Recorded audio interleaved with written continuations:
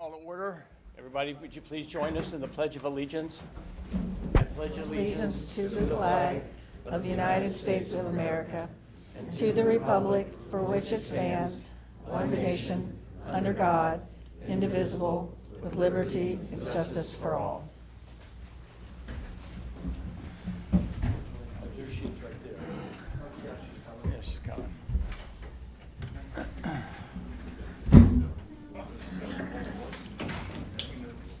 Do you have to wait to do roll call? Oh, yeah, okay. Okay. You guys want to come in? All right, on roll call, Mr. Bartlett. Here. Brown Knight. Here. I know she's about to walk in. I'll get back to her. Dr. Lewis. Maybe we put one of them over there so everybody's not Dr. behind Lewis. us. She's here. Mrs. Rankin. Here. Mr. York. Here. All right. Off to a good start.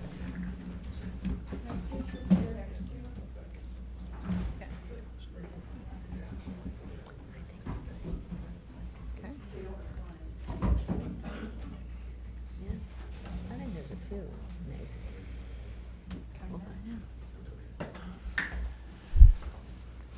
And Mrs. Geldbob. Someone made me go to the park at 2:30. All right, just answer here, please.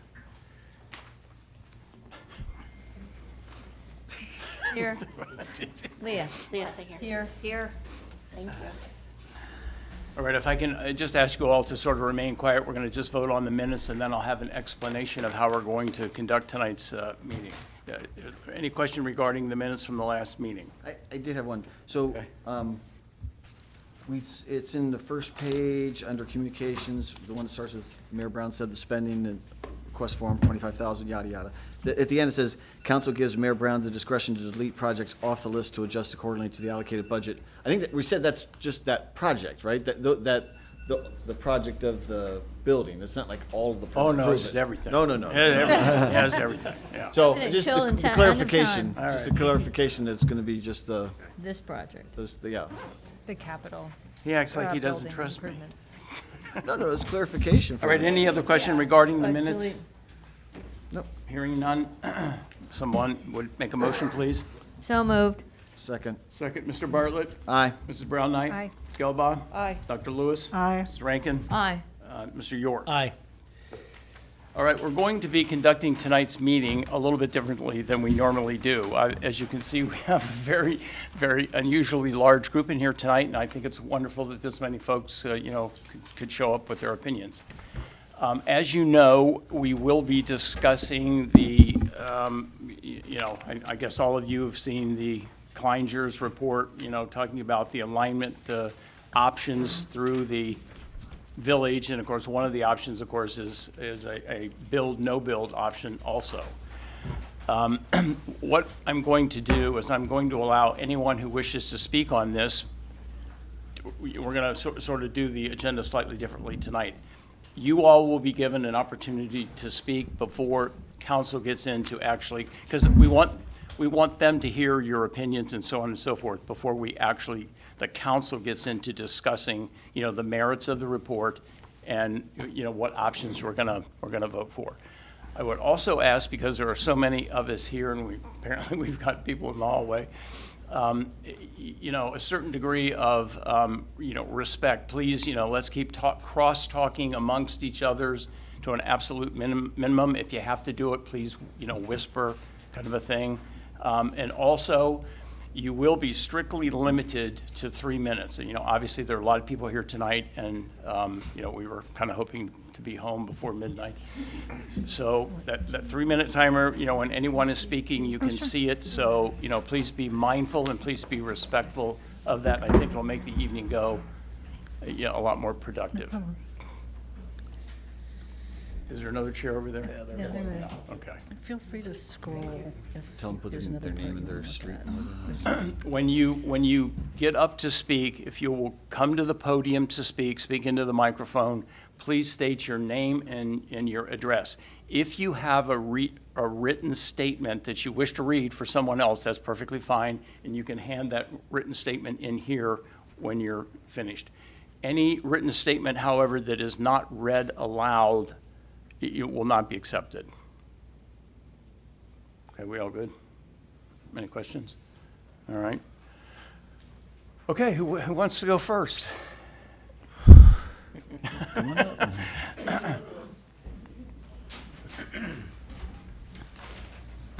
Good evening. It's not on. It doesn't project, it Yeah. just records. Oh, it just records, I'm sorry. Good evening, my name is Madeline Ludlow. I live at Living Good, 6901 Murray Avenue. I am on the Homeowners Association Board of Living Good, which is the condo building at the corner of Madisonville and Murray. Our building would be directly impacted by the proposed bike path, as there is an easement on our property along Murray Avenue. I will be honest that most of the people in our building would be happy if the bike trail was not built along Murray, but we realize that that isn't our decision. After the last public meeting, Rick Riley and Matt Ayers graciously came over to meet with the residents of our building. They listened well. We had two primary concerns. The first was to have the bike trail as far as possible from the building. This would minimize disruption while it is built and maximize privacy when it is completed. The second concern, which was also very important, was preserving parking along Murray, as the people in the building use that parking that is currently there for visitors, people working in the building, and emergency vehicles. When I say this, I'm speaking on behalf of the Living Good Board. The board feels that the proposed route, which is as close to Murray as possible while still preserving parallel parking along Murray, appears to us to be a good compromise. This is alternative 7A in the package. Finally, we really appreciate that there is thought being given to modifying the six-way intersection at Murray and Madisonville, which of course all of us use all the time. I appreciate the opportunity to speak. And Yeah, she can take that. Okay. Thank you.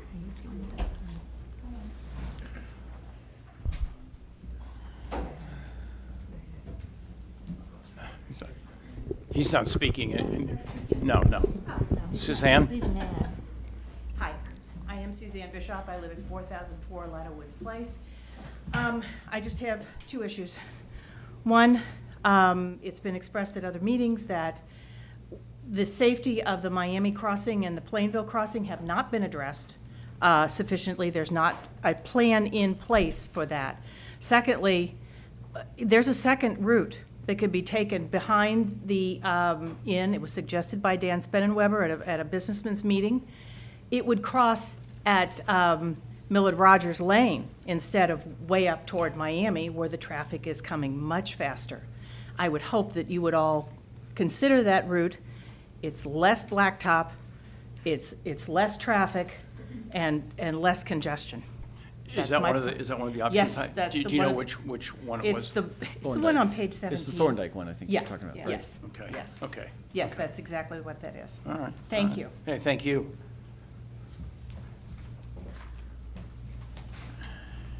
Hi. My name is Ron Ross, 6619 Elm Street. I just wanted to say I'm very excited about what we're seeing with the bike path, but more importantly, I wanted to read a statement from Lisa Wharton, 3867 Homewood Road. Sure. And seeing how many people are here, now I'm having nightmares from school reading aloud, so I hope to do her justice. You'll be fine. Just Yeah. relax and read it slow. Yeah. Dear Mayor and Council, I'm sorry not to be able to be with you in person. I felt it important to share my experience of the Murray Path next to my house. I live at the corner of Murray and Homewood, immediately across from the street from the path. When the prospect of the path began, post-Duke pole devastation, I was, and these are her words, I was most committed to just getting it done so we could have our green space back. I had no idea what a boon the path would become. I thought the change of name from bike path to multi-use path was a marketing ploy and just talk. I was wrong. The path is used far more by dog walkers, children with parents, on bikes, roller skates, strollers and scooters, outdoor walkers, trip to the coffee shop, and graders in the summer. Chatting with friends, flying pig practices, school track training, and far fewer than classic cyclists. I'm continually amazed at the neighborliness of the path users. When it first opened, I purchased a pooper scooper to deal with the doggy-doo. I've used it once. There have been no shady characters, just neighbors. I'm a convert. The path has been nothing but a blessing and an enrichment to an already wonderful life in Mariemont. Thank you very much. Thank you. All good. Yeah, thank you.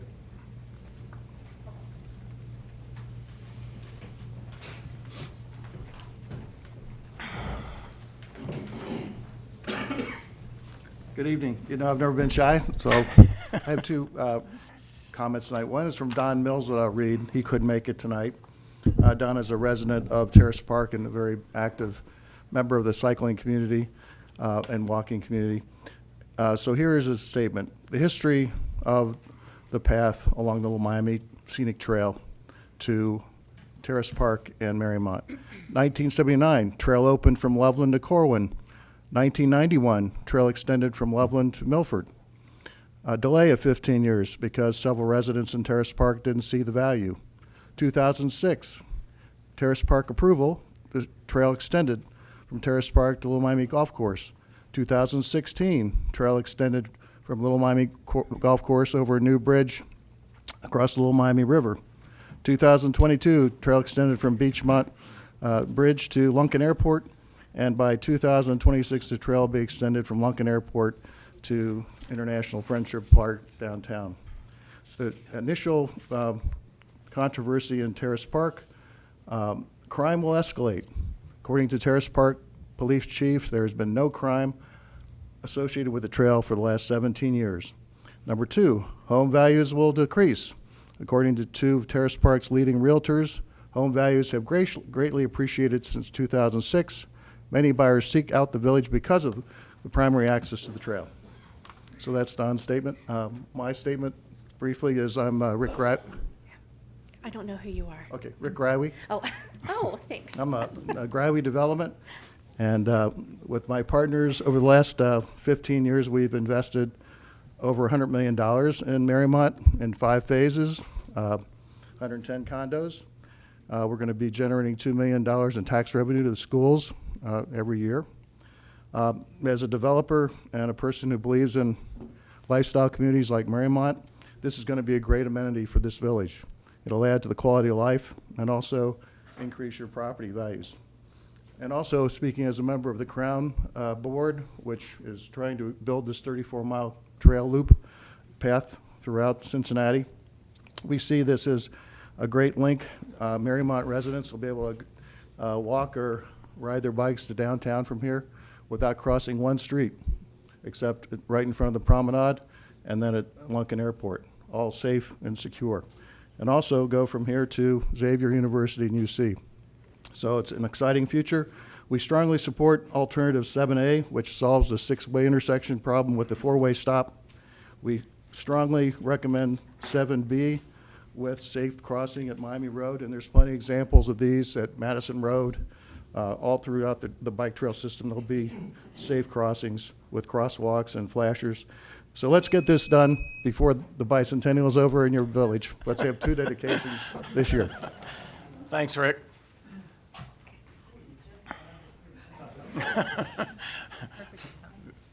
Sure.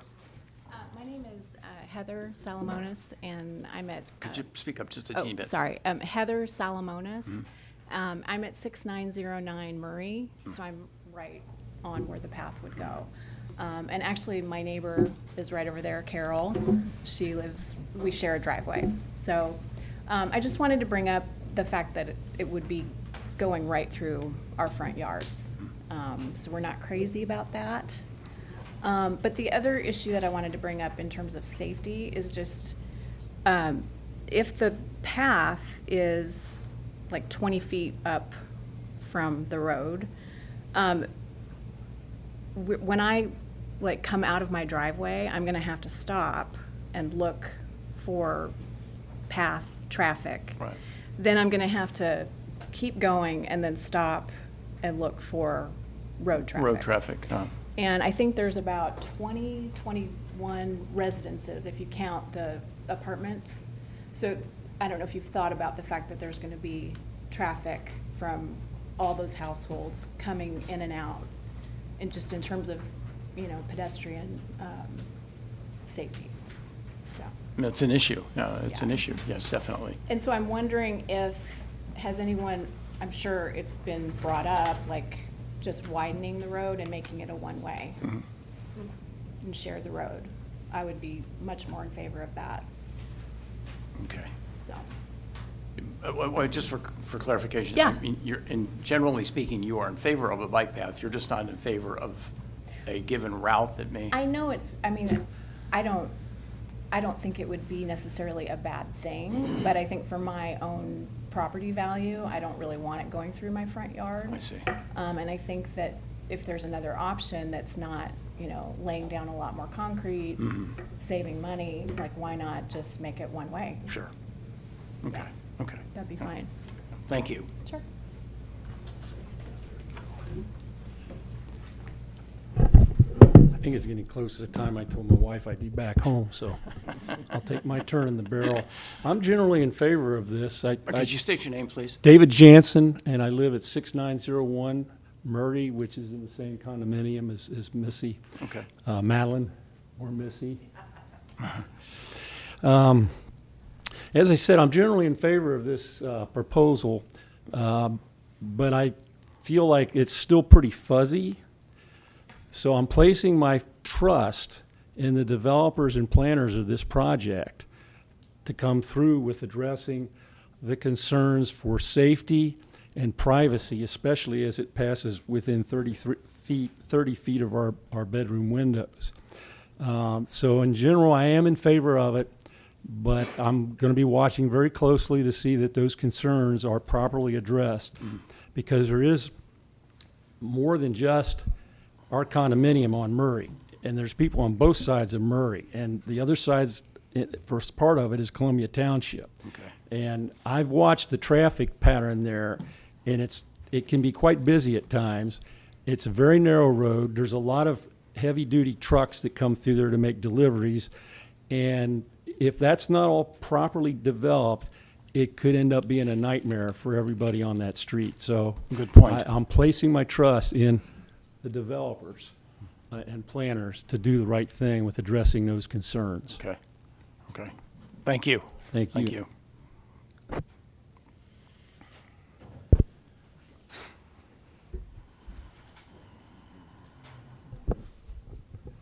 Hello, my name is Brad Bowers. I'm with Tri-State Trails. I'm a project manager.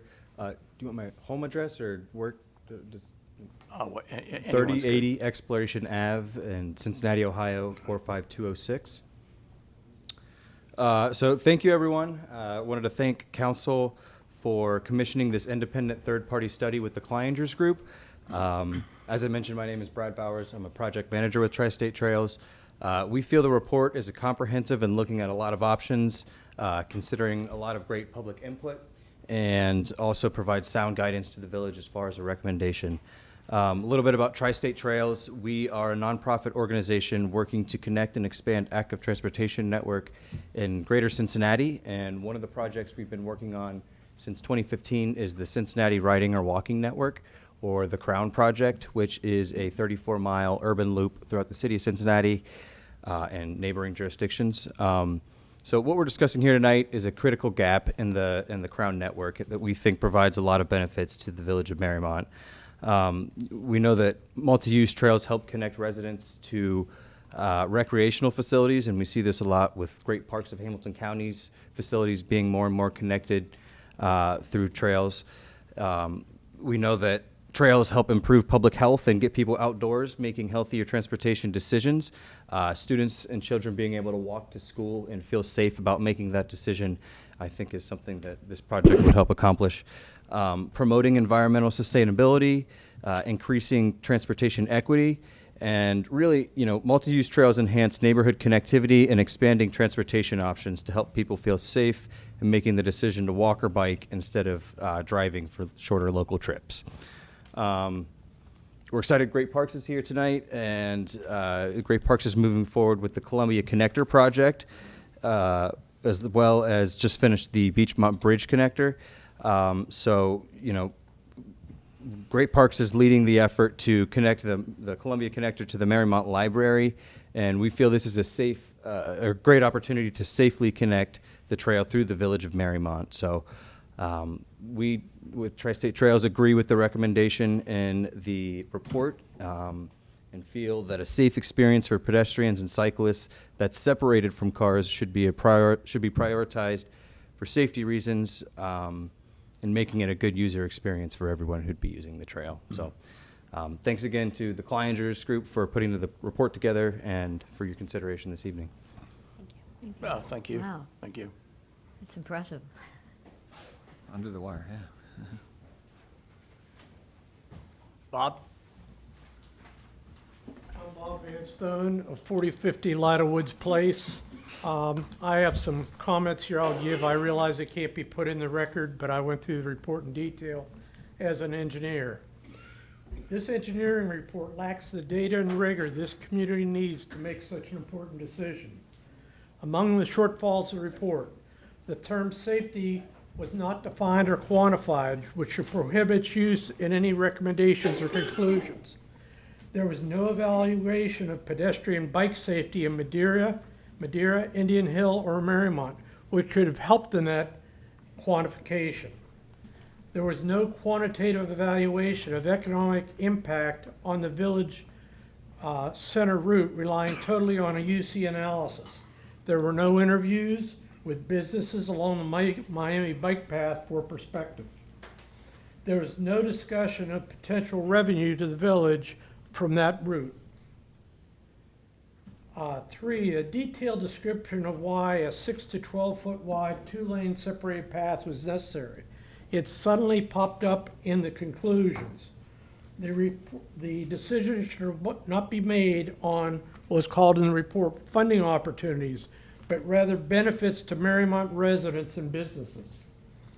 The discussion of street closings lacked risk abatement or of unintended consequences, including the next preferred cut-through, which is East and Thorndike, and the impact of higher traffic on the village square.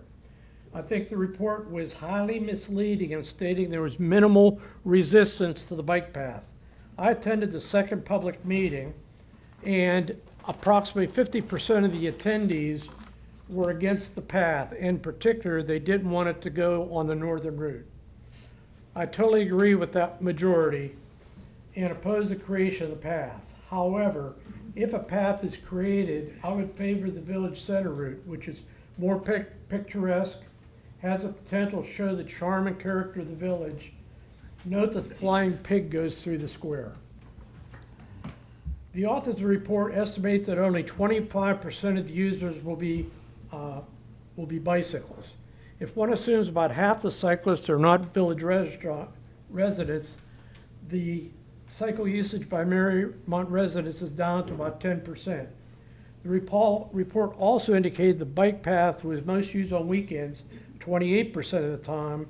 My observation by walking around the village is there's very little bike traffic in the winter months, but there are walkers. So you're once again down to 20% of the time. These low usage are low estimates for $1 million project. With that year-round pedestrian use, I was surprised the report did not evaluate an enhanced sidewalk or pedestrian path through the village. The cost of this would clearly be lower than a multi-use path and should be evaluated.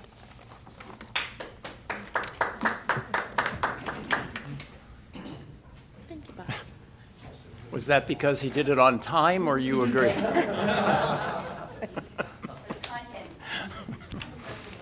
Thanks, Bob.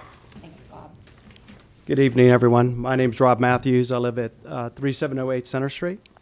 And first of all, I want to thank the council. I recognize the thoroughness in which this initiative has been reviewed. And if people read the Klinger studies, the number of opportunities people have had to provide their input. So I personally think you've done an outstanding job. I know it's been tons of hours, and I think sometimes your work is not always appreciated. So thank you for that. Well done. As you seek to cast your vote tonight, please consider the following thoughts. Mary Emery dreamt of a community where renters and homeowners could enjoy a healthy life with outdoor recreation and amenities, not just sterile homes and apartments. As we prepare to celebrate our centennial anniversary of Mariemont, our community and this council has an opportunity to bring our vision to life. If that's not enough, and because there's so many speakers, I think the data presented through the studies, both in Survey 1 and Survey 2, are overwhelmingly in support of the path. 82 and 85% respectively voted in favor of proceeding. And as you get into the details later, definitely the preferred route is the northern corridor. I thought the UC economic study was well done. The work on realtor impacts was positive and well done. And I think you definitely have a lot of data to support it moving forward. So I personally think we already have the beginning of a legacy of improving the village with the first segment that was done. And this is really an opportunity for us to build on Mary Emery's vision and bring the spirit of what she was trying to do and create a community with participating citizens to life. So I hope you vote in favor of it and proceed with the Northern Corridor. Thank you. Thank you for the kind words. Thank You're you. welcome. It's well deserved. Yeah. Yeah. I didn't hear you mention the mayor, but nevertheless. I did not You were hear amongst the mention people, mayor always either. there. There was a reason for that. So. Careful what you wish for, Bill. Mr. Lemon, how are you, sir? Good evening. Mike Lemon, 3958 Miami Road. I've lived there for over 40 years. And I've served the village and surrounding communities, and so I know a lot about this bike path. In fact, I've been in support of it and helped process it over the last 25 years. So now we're at the point where it's going to come through Mariemont after a long period of waiting. But looking at the feasibility study, I have some concerns about the safety of it. And those expressly are, has a traffic study been conducted? Particularly around the area that the bike path will be coming through. Number two, has there been a parking study done such that residents in the area of the bike path understand the impact that's going to have on parking in the area? People are going to come to Mariemont and park. It's a great place to get on the path, nice, safe neighborhood. Let's go to Mariemont and we'll get on the path there. This is going to impact the people around the path. Having lived on Miami for 40 years, I've seen probably 500,000 cars come down the hill, speeding, and I don't know how putting a stop sign at the bottom of the hill is going to work. That's why I really hope you will undertake a traffic study so that you understand the ramifications of that and that whole intersection. So I think it's important that residents understand how this path, which I support, which I've helped foster over the last 25 years, but I think it's important the residents of this community understand how it's going to impact their lives on a daily basis in terms of where they park, are they going to have space, you know, what kind of traffic patterns are going to create around their homes, et cetera. So with that, I hope you will undertake further studies before you vote to approve this. Thank you. Thanks, Mike.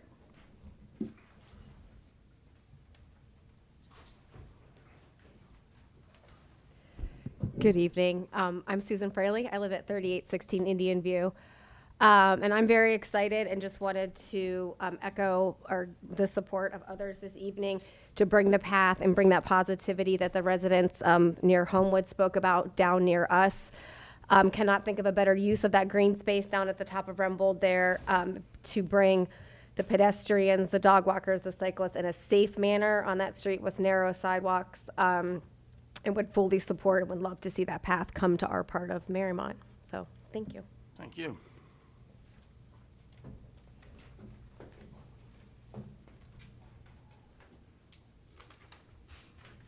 Hello, my name is Andrew Cheap. I live at 6820 Hammerstone Way. First, I'd like to voice mine and my family's strong support for the Mariemont Connector. Particularly my 5-year-old and 2-year-old are excited to scooter and bike along a safe path. Secondly, I'd like to encourage council to strongly consider the Clanger's recommendation of the Northern Utility Corridor route, as it thoroughly, the report thoroughly and specifically addresses concerns of safety and property values. And any concerns that it does not address, I have confidence will be addressed as the project gets underway. Thank you. Thank you.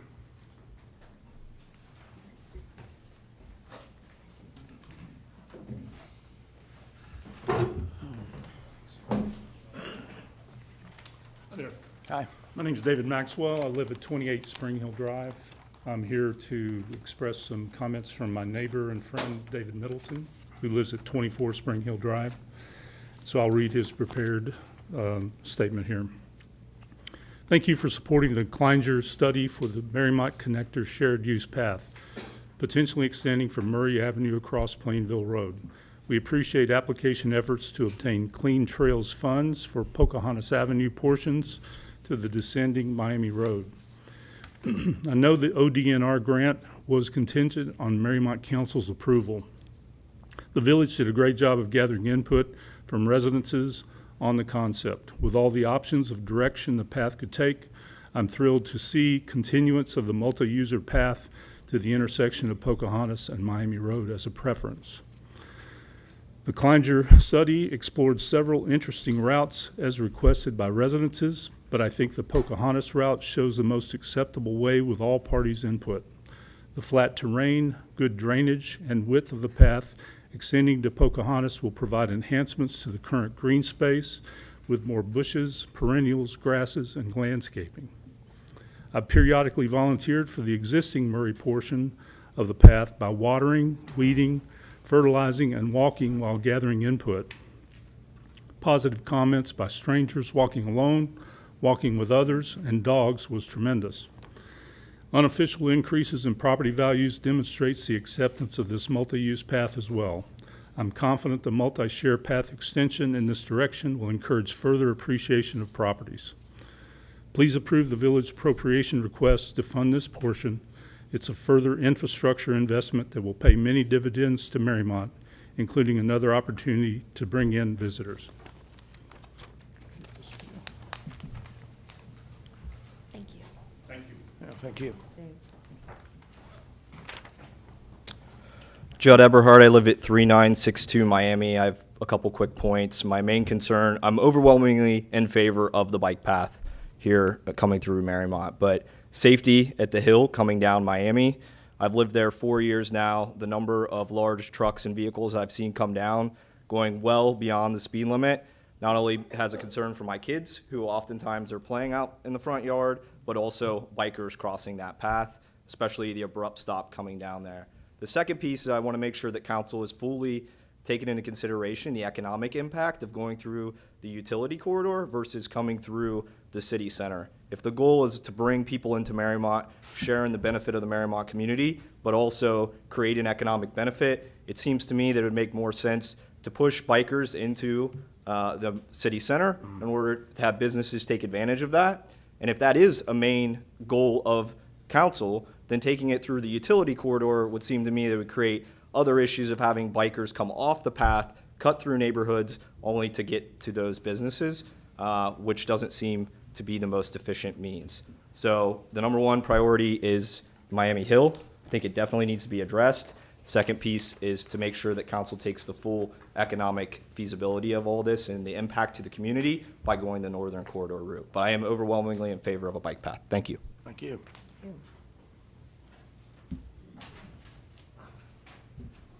Hello. Ben Helms, Great Parks, Hamilton County. Thanks for the opportunity to comment. And I'd just like to take the opportunity to thank the village and the mayor for commissioning the Mariemont Connector Shared Use Path Feasibility Study that's on this evening's agenda.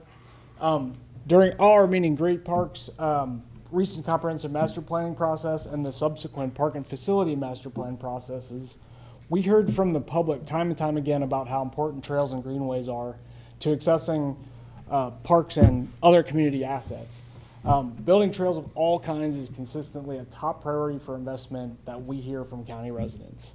And you may be aware that Great Parks has partnered with the Ohio Department of Transportation, Columbia Township, and the Village of Mariemont to finish the Columbia Connector, which will complete that trail segment from the Little Miami Scenic Trail up to the eastern edge of Mariemont in about 3 years from now. So Great Parks advocates for any efforts to make these types of trail connections and thanks the council for their support to continue planning to build out a regional trail network. Thank you. Thank you. Thank you.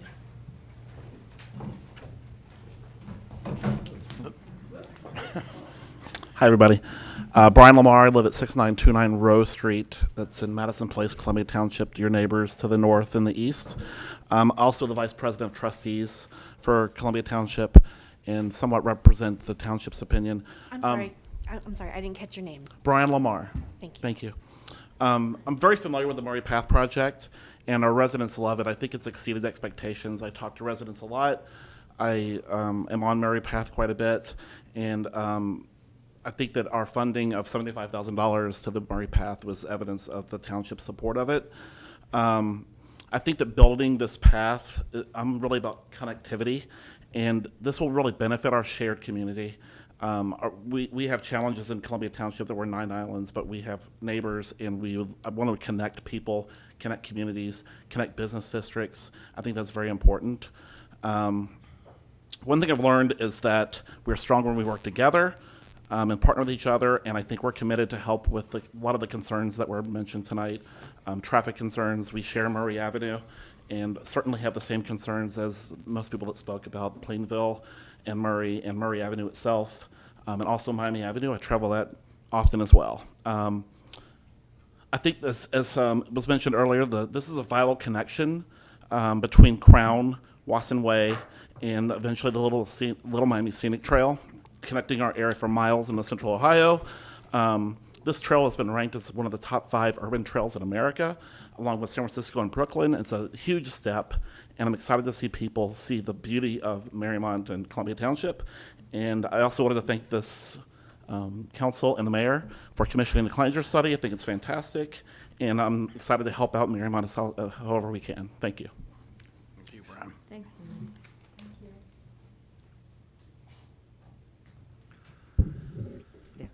Hi, I'm Betty Klingerman at 3914 Patowski, and very much in favor of the bike path, initial skeptic, but since I saw the Murray Path opened, I've completely changed my mind. I just want to request, and I don't really much care which path is chosen, but if the one chosen on Hiawatha, it's a very narrow street, and right now there's more cars than parking spaces for the houses there, and when they park on the road, it makes the very narrow street even more congested. And one of the gentlemen mentioned previously that there was the idea that people would drive to the community and park, and that would be another concern. So I would think, seriously considering, my initial thought was 1 parking spot per house between Patowski and Miami, but maybe a few more than that if we have people coming into the village and parking to use the path. Thank you very much. Thanks, Betty.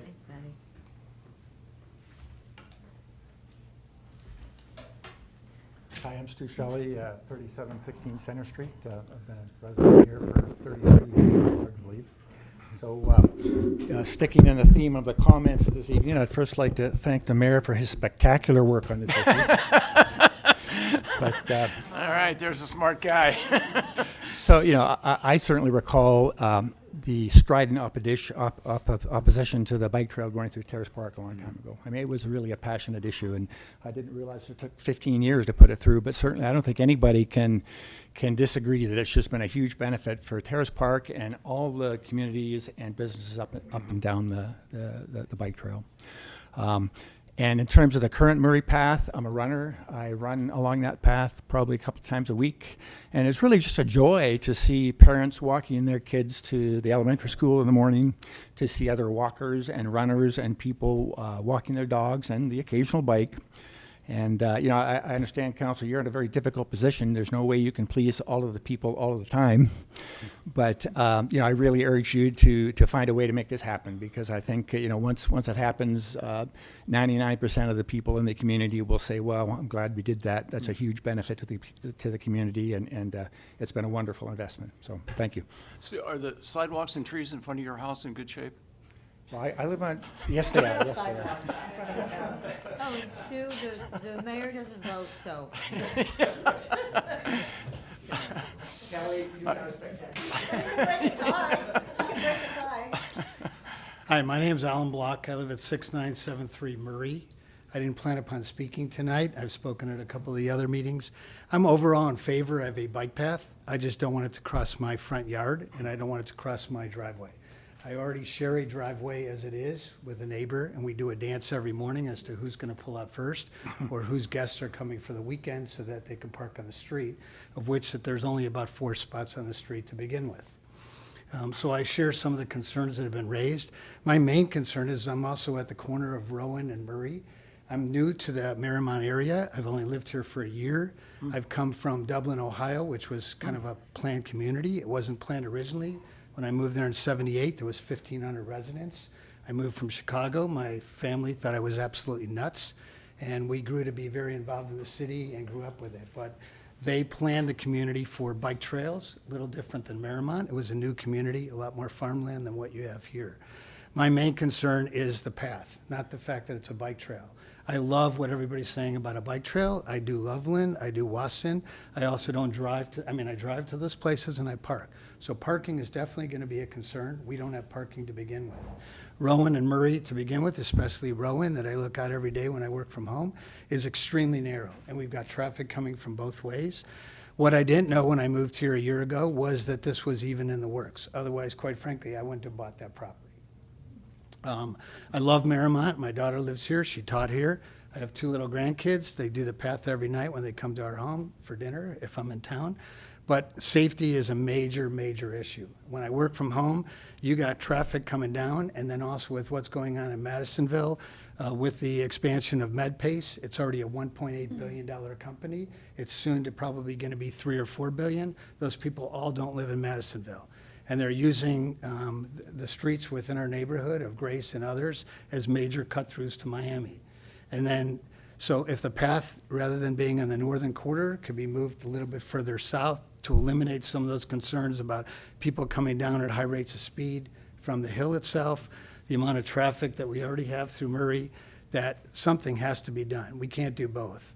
I'm not an attorney, but I believe that whatever funding that you're getting from the feds, the states, the other townships or whatever, you're one lawsuit away, one major accident away of really, really taxing the funds of this community.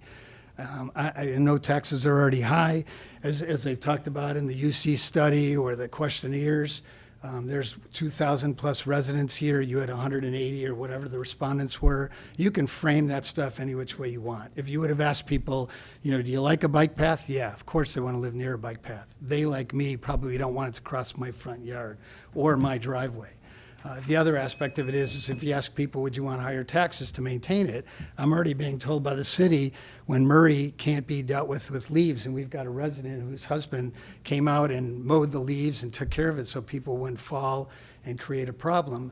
They don't have enough staff. You don't have enough police staff, the chief said the other night, to be able to maintain traffic issues. You don't have enough maintenance staff. Now you're going to throw more asphalt out there. It's a problem. So. Thank you for the comment. I'm sorry to have to wrap you up, but we strictly have to obey the 3 minutes. Very good comments, though. All right. My name is Carrie Devry. I live at 6600 Buckingham Place in the Madisonville neighborhood of Cincinnati. And I'm pretty jealous of what you guys got going on here. I wish we could get this type of thorough report from the city more often, which I suspect is why a lot of you chose to live in Mariemont instead. But I will say that this will have a huge impact on how I choose to travel through your village. So because I'm so close and I prefer not to take 71, work in Mount Adams, my in-laws are in Anderson, and I use the Columbia Township Kroger, I usually drive through your neighborhood. So some version of this trail I will use to at least go to Kroger, and I'm working on being able to get to work on bike as well. But I will say that like my wife and a lot of other folks, they're gonna need something that's off street. So some version of the northern path routing is what's gonna get you more conversions of less people driving through your village and transitioning to other forms of transportation. They're just not gonna be comfortable riding on a protected lane on Worcester Pike. I just don't think it's gonna happen. I will also say that of all the other different versions of the Plainville intersection, I thought this was actually a pretty ingenious solution because it takes up the least amount of space, probably costs the least, and gives up the most amount of green space from what I've seen. And I'm really excited for that alone out of this project. I can tell you everybody north of Murray hates that intersection as much as you guys do. I feel like this was a pretty ingenious way to shrink it down to at least a more traditional size so people can get used to being able to understand whose turn it is next. And so I also think another interesting kind of small thing is the way the path is designed. It's not straight, right? It kind of curves a little bit, has some turns to it. And it seems like that's necessary because of the poles and stuff. But when I was a child, I was struck by another kid on a bike and was hospitalized. Pretty awful experience. So I think that's actually a really good safety feature to keep cyclists a little bit slower and a little bit more aware and patient with other users of the trail. I can understand people's concerns about Miami Avenue being dangerous because, yeah, Cincinnati's a hilly place. So I was just, if maybe speed cushions, that's a huge initiative in the city of Cincinnati right now. That would be an extra cost, but I'm curious if that would be something that the village could do to help justify people's concerns and address that concern more directly and get people to actually slow down. So. Thank you. Yeah, thank you.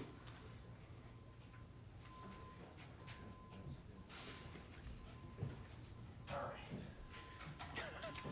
3 minutes. 3. Jeff. Polsky, 4004 Miami Road. I wasn't going to speak, and I'm going to keep it short. I think everybody knows kind of where we stand on this trail. We were 1,000% in favor. We are 1,000% in favor. It is a great asset for the community.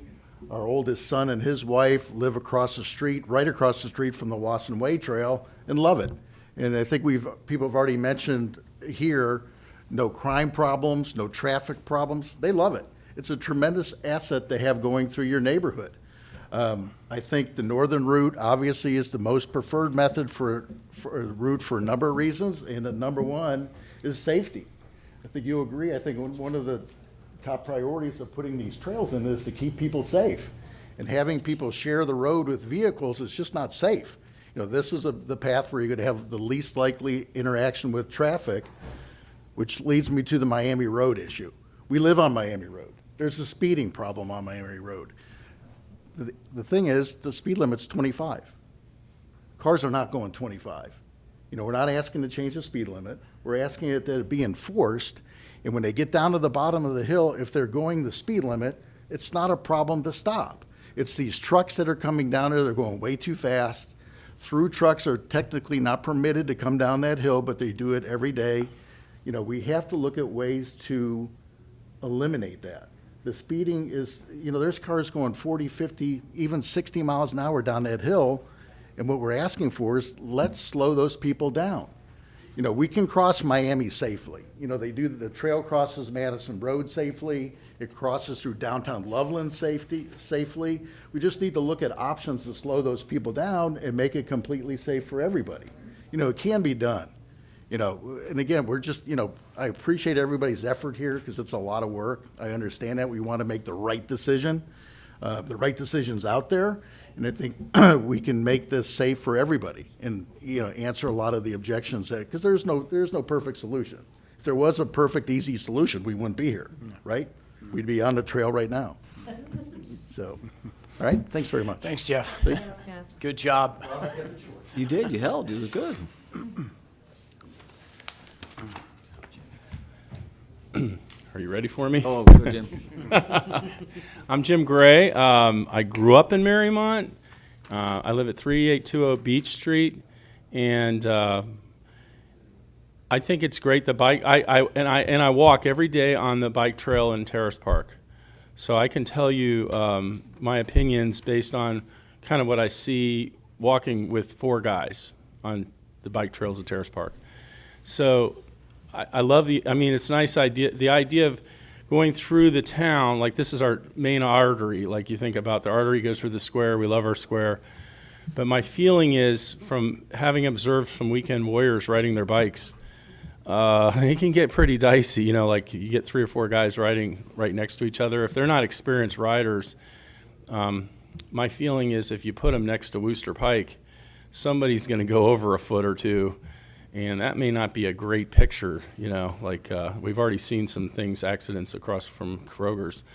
I couldn't believe it when the city put the arrows going up the thing. I'm like, what? You know, like I've been driving around, like there's a bicycle in front of me. I'm like, what? You know, so I guess my feeling is that given the options, and I realize this is a very charged thing for a lot of people. I understand that. I mean, I think the utility connector, the one that just kind of keeps the trail going on and connects up by the library and down around the library, basically keeping people as far away from traffic as possible. Because, you know, that's the idea, you know, like you put people with kids and bicycles and things near traffic, unfortunately, that's just a bad, I personally think, what little knowledge I have of these things, and you guys do all the studies here, but I just think that might be an ingredient for something that we wouldn't want to see in our community. So anything that can somehow marry it closer. Now, there may be a way, I know the Miami Hill issue, I hear about that, and I will tell you this, if you put in something that narrows the traffic down, like these concrete things, when's the last time you ran around those things, you're like, holy, like going from here to Terrace Park, they put 2 of those in the middle, even across from 52 West, they put that thing to cross. So there's got to be a way they can pull that in where if you're going to have to be really careful driving your car, because if you're not, you may not be so happy with the results. So there might be ways to have some of those plastic. I was in Clifton recently, and they put some of these plastic things, you know, that come off the ground. So maybe they can narrow the traffic in with lights or something that, you know, tell them to slow down, pedestrians, you know, make it more clear for them moving through there. And I do, my heart goes out to people that have properties nearby where they're feeling. But my experience with talking to people that are real, that's my time, yep. The realtors, is that I think it'll increase the value of their properties myself, being near, because I mean, recently I knew a client of mine bought a house near a bike trail, and he wanted to be near the bike trail, right next to it. So I think some people really like that, you know, like they want a backyard, they want to have a bike trail. See it. Thank you. And you guys will make the right decision, I'm sure. Thanks, Jim. Thank you. Thank you.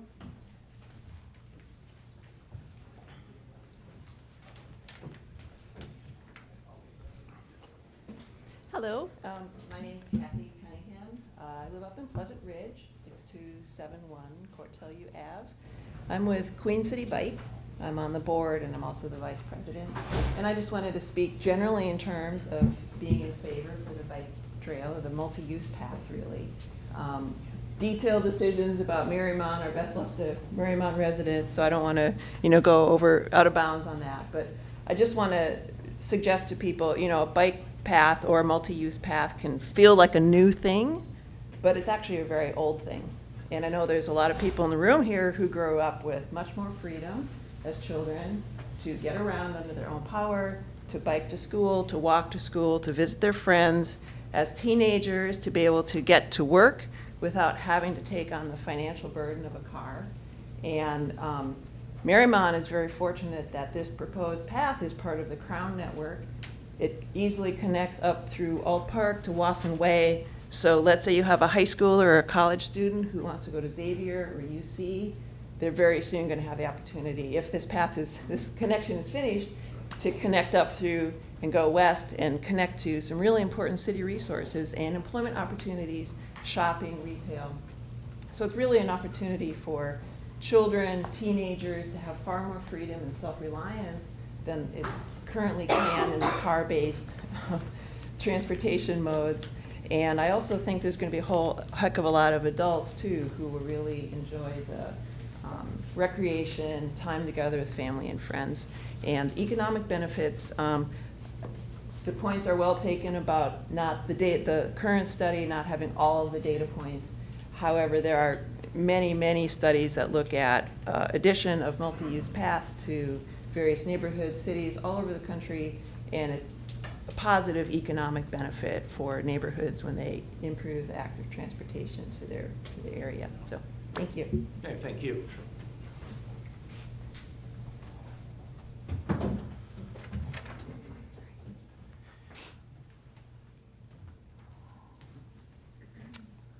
Hi, I'm Marcia Duval. I live at 3844 Indian View Avenue. I'm on the corner of Indian View and Rimbold.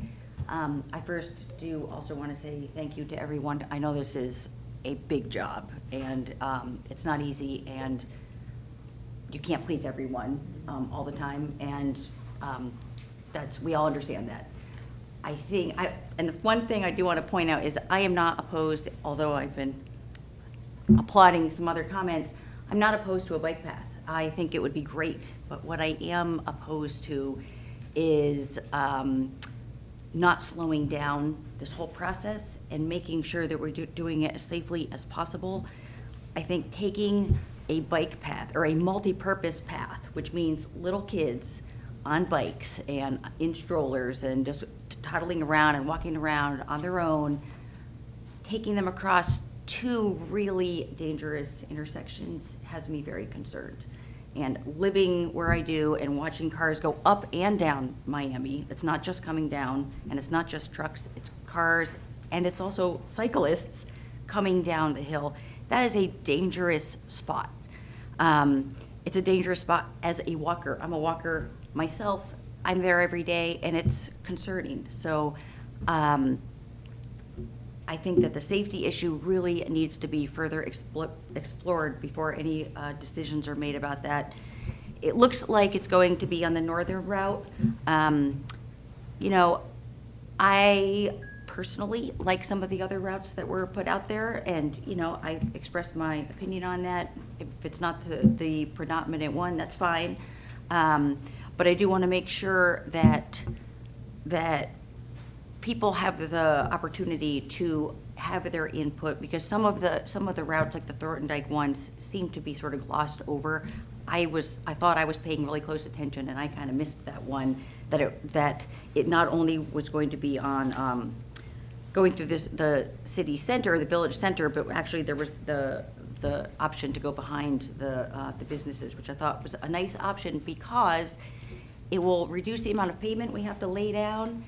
It'll keep people where there's not a lot of busy traffic, and it will also maintain one of the few kind of large green spaces we have left here in Mariemont. I think the green spaces are what make Mariemont really lovely. And I think that's the vision Mary Emery had, was to maintain the green spaces and have places to play. That green belt out there, unless you live there, you wouldn't know, but the number of children that go out there and have a catch and play baseball and wiffle ball and have football games with their families, or they're throwing balls to their dogs. It's every single day I see this stuff. If a bike path is going down the center of that green belt, that's all going away, and there is no other option. So please take those thoughts into consideration. And thank you again for all your work on this. Thanks, Marcia.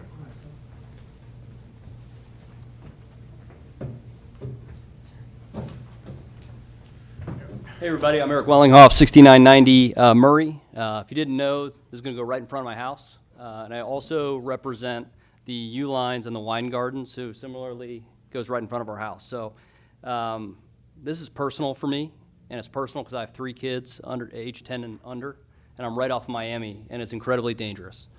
So first of all, I want to remind everybody, not remind you, but tell you about Mason Stern from Bristol, Rhode Island. It's a 6-year-old boy who was killed by a car driver due to a bike path. It took me 5 seconds to Google child death and bike path. Everybody here knows that Miami is the biggest problem. And what shocks me is we've been doing all this and all these studies, and it's addressed, But my understanding is tonight's going to approve a go forward on a plan, but we have hope, we have trust, and we have curiosity in all of you to get this done. I'm sorry, I'm just not that big of a believer. I would like to see safety addressed both financially and specifically versus any go forward. I think if not, it's myopic and it's risky. And I just don't think that needs to be us. Suzanne was much nicer than me. Again, I'm pro bike path. I think this is great. I've been going to meetings like this for 3 years, okay? Let's do the path. Everybody wants to do the path, but to do it with proposed and not approved safety measures is short-sighted. I believe driven by private interest. I don't think it's a mistake that more than half the people who come up here don't live in Mariemont. I mean, I want to go for a brewery like, 5 miles away, but not in front of my house, okay? So I'm all for that. So, as a father of 3 daughters, I ask that you table the vote on the path and the northern route until the 3 separate subcommittees that are dealing with safety can come together.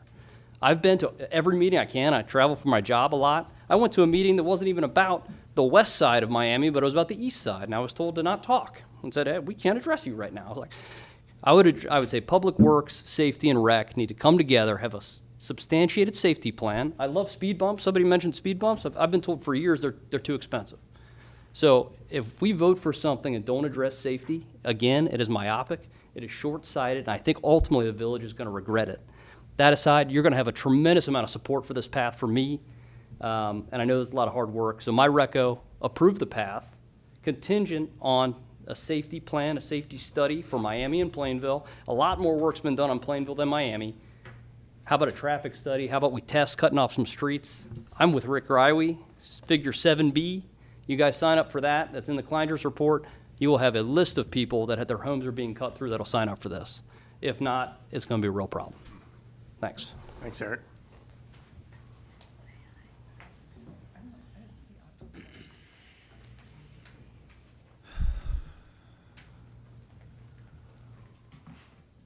Hi, pardon me. Hi, I'm Anthony Isaacs. I'm one of those out of the area people. I just stopped by to share, my experience. I live right next to Wasson Way Trail, and I just wanted to point out some of the social benefits that I've noticed since living there.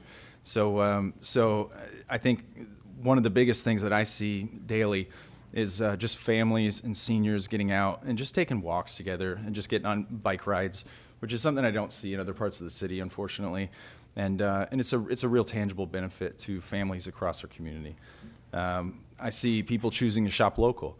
They use the path to get to businesses. They forego the car trips that they would have been taking otherwise, and they make smaller trips more frequent. And that's really been beneficial to some of the local businesses. And then I also see students taking the path as a safe route to school, which is another big benefit because we weren't going to get a safe route any other way. So those are the main benefits. I will say I live on a tiny little cul-de-sac, and there's not much parking at all, but it really hasn't been an issue. There have been a couple times I've noticed people, driving in with a bike and then unloading and going, but in general, it's not been an issue. Most people just walk to the trail or bike to the trail. So I just encourage you to get those same benefits. So thanks very much. Thank you.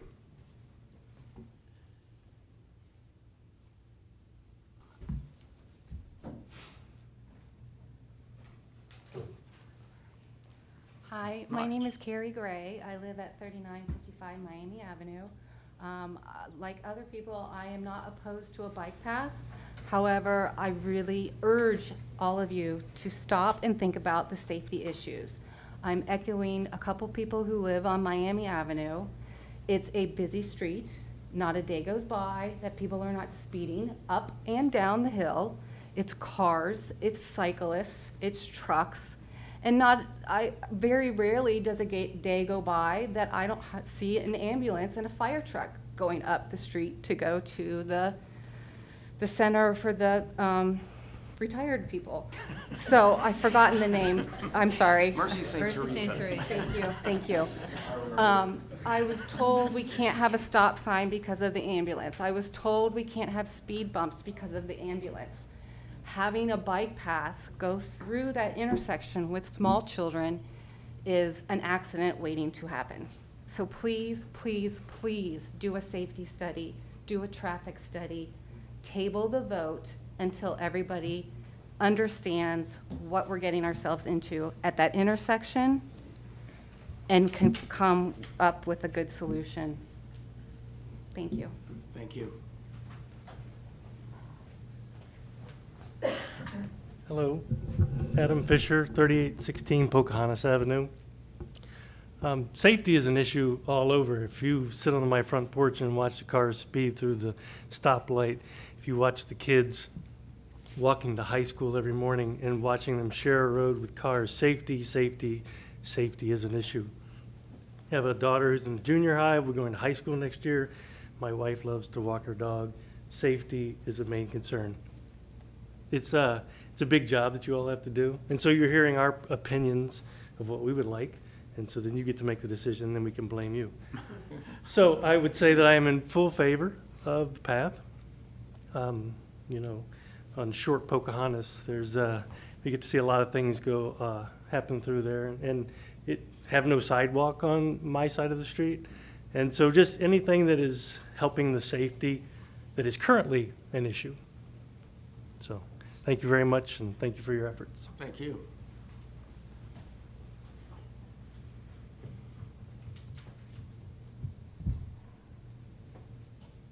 Anyone else? No, can't do that.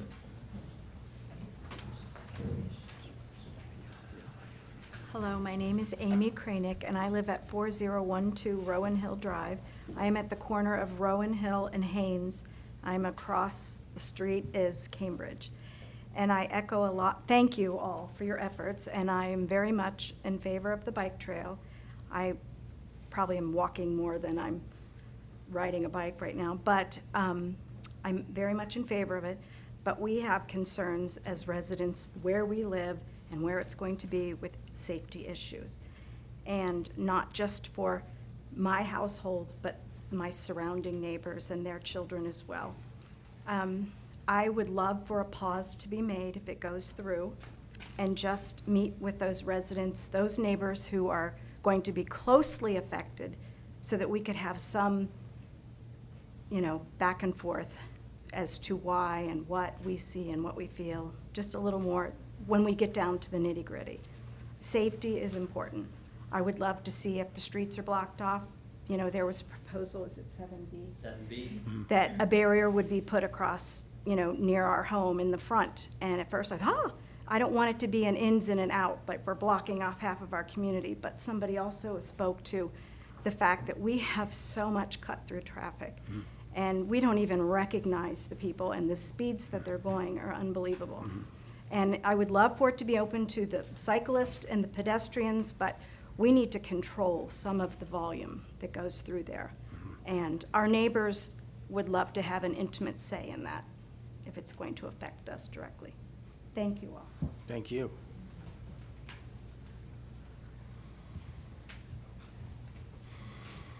One more, maybe?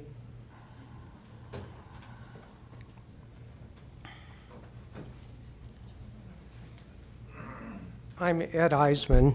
I live at 3966 Miami Road. And I live at the intersection where Rimbolt crosses Miami Road. There's currently a crosswalk there, signs on Miami Road coming down the hill and going up, yield to people in the crosswalk. Even when people are standing at the crosswalk, half the cars don't stop. They don't even slow down. And if I'm worried about a young child feeling confident on a bike trail, trying to cross Miami Road, they're just going to go on. And I think that's a terrible hazard for young kids. And its current situation, it's well marked. You got to yield to pedestrians. Half the people don't even slow. Thank you, sir.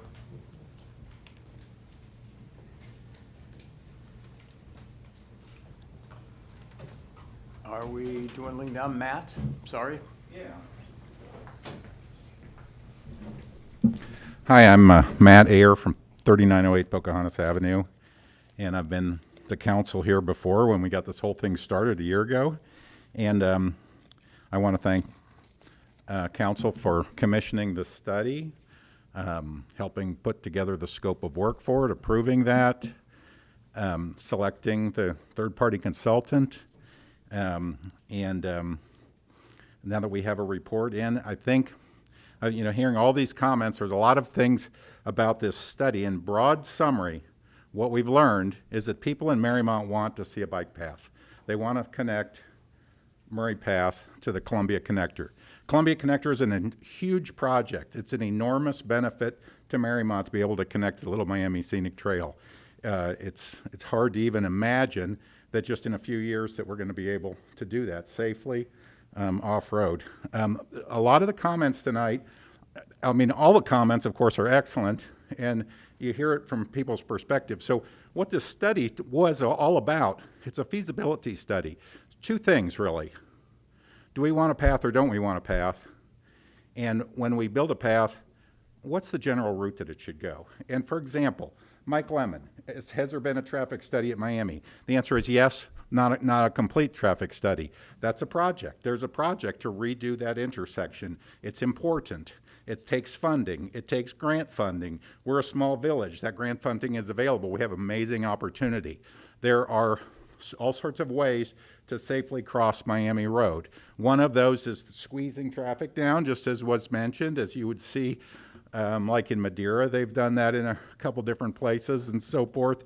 And reducing the speed on Miami Road is a huge issue. Can be done safely. We can cross Miami Road safely. It's done all the time in bike path planning. I personally agree the safety is nothing more, there's nothing more important than that. I'm looking forward to walking my grandkids in a stroller and as they get older on this path, and there's nothing more important than safety. So as we're looking at this, there's really four pieces. If you accept the idea that we're going to go the northern route, there's the piece to get over to Miami, there's a piece to redo that intersection and so forth, there's the piece to get to Plainville, and there's the piece to do the Plainville intersection. And those are all big pieces. And the only way that we do it is we accept a general notion, a general plan. Council wants to proceed with planning for a bike path through Mariemont. And we've looked at the different routes and we've picked that. And from those, that basic premise, all these other very fine details, studies, traffic studies, safety analyses will be done one grant at a time or with a collection of grants. This is not a design.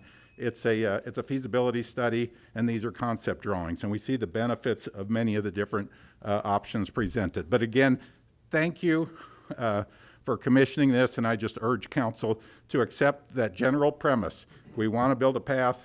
We want to proceed with additional planning and funding for it. Thank you. Thanks, Matt.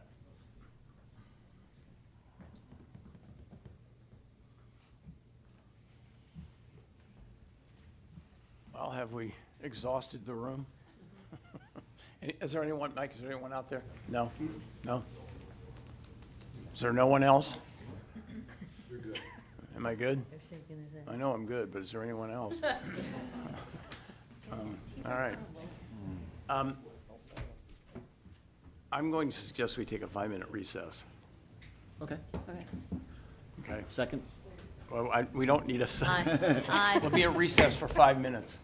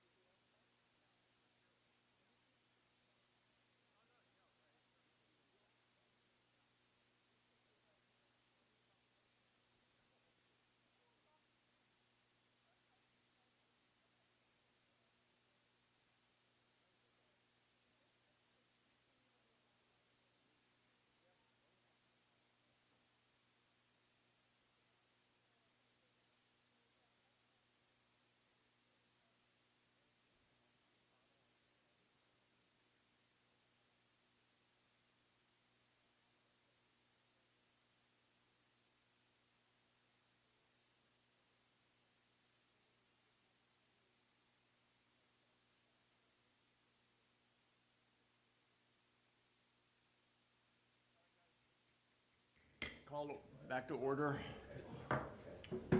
7:55.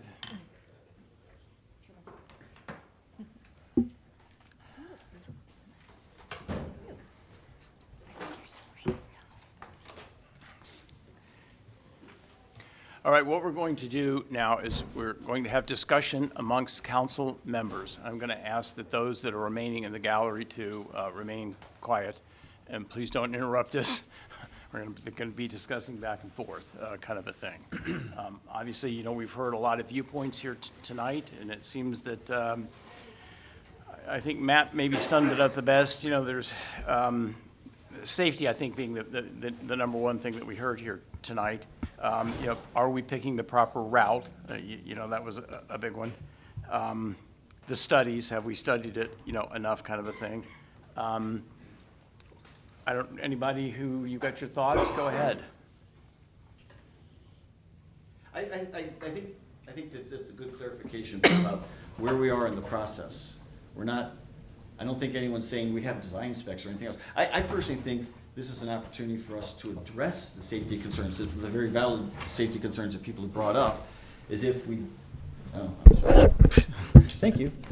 If we do this in a smart way by doing the studies, because we're not in a design phase, so you need to do the studies and then you get into the actual detail. This is just a high level thing.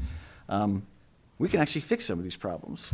You know, we can fix the stuff on Miami Road. We can hopefully make it better over there in Plainville and Murray. And I think I also heard in the safety meeting about, again, kids walking in the streets of the high school and stuff like that. That's not good. So this can help to provide a safe way for kids to be able to get to school that way. So I definitely take to heart what people are saying about safety as a concern. I agree with that wholeheartedly. And I just view this as an opportunity actually to do something about it, and in a very proactive way, instead of just continuing to talk about it. So. Yeah, I think to your point, it's important that people understand that, again, this is a feasibility study, that we will certainly delve into both the safety issues and the traffic issues as we go into separate areas of this study. I think that point can't be made more clear, that safety will be considerably further studied. Yeah, I think it is very important to make the distinction between basically, if we're here tonight to say, number one, are we going to, you know, do we agree we're doing a pathway? And if we are, then are we going to, you know, select a route as one of the ones that are recommended within the study? That being said, I mean, I think that is the sort of, you know, that's the over-the-top aerial view down. The actual particulars of the design of how the thing would actually fit, you know, say if it goes through the Rembold-Hiawatha median. We're not here tonight to do that. I mean, that would be, you would have to hire another engineering firm to do your construction documents, and there, of course, would be, you know, other additional public meetings where there would be, you know, y'all would give us your input, and like when we did Murray Path. I mean, the engineer, it was choice one, I believe. We had, I think, 3 or 4 different, you know, ways in which it was going to go down, meander, and so on and so speak. We held public meetings, and everybody got their say in that regard. So, you know, just so that, I guess what I'm trying to do here is so that we all understand what it is we're actually deciding here tonight. We're not into the weeds deciding, you know, the minutia of it. We're just here, A, do we want a pathway, you know, go, no go, and if we do, you know, what is the preferred route as recommended, you know, in the study? Well, anybody else have got? I'm listening I didn't mean to, with bated breath. Yeah. No, that's my luck. I mean, I can offer that, for me, you know, second to walking to the elementary school, my daughter's number 2 route is that exact cross on Miami. And it is terrifying. And, you know, her best friend lives right across the street, so she walks and they walk back and forth, and that's what she does. And so I think that safety piece for me, it has been a frustrating experience to not feel like there is a tool to implement and potentially fund different features to ensure greater safety on that road. And I actually think 2 things. I think that I'm excited about a next step that would allow us to deep dive into creative solutions to implement safety on Miami Road, creative ways and alternatives to slow that traffic down. And that this is a tool that creates deadlines and funding sources and focus to ensure that both, and I'm right on Nolan, so I'm in right between that the Plainfield insanity and this, and I am excited about this being used almost as a scalpel to address both of those pieces and align resources to solutions for two of the biggest issues in this community. So safety issues in this community. So that's the first thing that I think is very important to consider. And then I am excited too, I think long-term, we do have to consider means for economic development to sustain our way of life right here and our amenities. And the least invasive tools we will need to employ to be able to further economic development. And so I also see this as an opportunity to create something that is not as invasive as perhaps, we're not going to build a stadium. But what are tools for us to build our tax base, but also expand our tax base and bring people in to utilize our businesses? So those would be my comments. Good thought. Mr. York? Well, when we started this, when Susan and Lee and I had put together the committee report to do this, the first question we asked was, the village at this point was not committed to any further expansion of the Crown Network or Murray Path. And I think that this alignment study has told us that 82%, 87, whatever that number is, clearly a vast majority want the project to continue. So they do want the multi-use path to come through Mariemont. So I think we've established that. I think the second thing that this study did was it established that the northern route is the most optimal for the village. We're not going to satisfy everybody, but I think we've established those two things. The other thing I really respect about this body is we've gotten our hands dirty. We made the tough decisions. We're not going to please everybody with these decisions, but I think that if we say yes based upon this study, that people have told us they want a shared use path, and secondly they want it to go the northern route, we've established those two things. Safety keeps coming up. When we looked at shared use, there was pictures that they put together of it going down Wooster Pike. Can you imagine with a parent with a stroller on Wooster Pike? So I think that the northern route satisfies that and satisfies the safety. To me, when I look at it, I think it all starts at Miami and that whole corridor, that we study that, and that becomes the basis of how we attack this, and then we work out. Because how many years have we talked about Miami Avenue not being safe? Forever. We've done some heavy lifting. We've taken on things that have not been taken on. I think this is an opportunity for us to take that on, and I think Susan might have alluded to this. This is our chance to do it. Or Rob, I think both of you agree. This is our chance to do it. We have an excuse. We have the resources. We have a grant to do this. Let's start there and work out. So just for clarification, you're saying let's do this within the framework of A, making decision, do we want this, and B, what is the preferred route? We do that so that we can do what you just talked about. Correct. Okay, I just want to be clear. I don't want to walk away from here saying, I think we need to say, yes, we agree that the Village of Mariemont wants to participate further in this path. Because I remember when this started, there was conversations about, it was only going to be Murray Path. Clearly, it was not going to be Murray Path only. It's 34 miles around. So I think that it behooves us to say, we as a body agree that the village wants this path, and we agree and support that. The second one, which is more, is more contentious, is we believe that the northern route is the most optimal for the village. and then start from there. And again, from there, go to the safety and say, we're gonna start at this intersection, and we're gonna, if we have to do further traffic studies, because you think about it, and we've looked at it, closing down Haynes and closing down Murray and all those, we can find a solution. Well, I think it would go without saying. I mean, if we proceed as being described here, clearly, the aspect of the next, doing the construction documents to get into the weeds as to exactly how and where it's going to go through there. Yeah.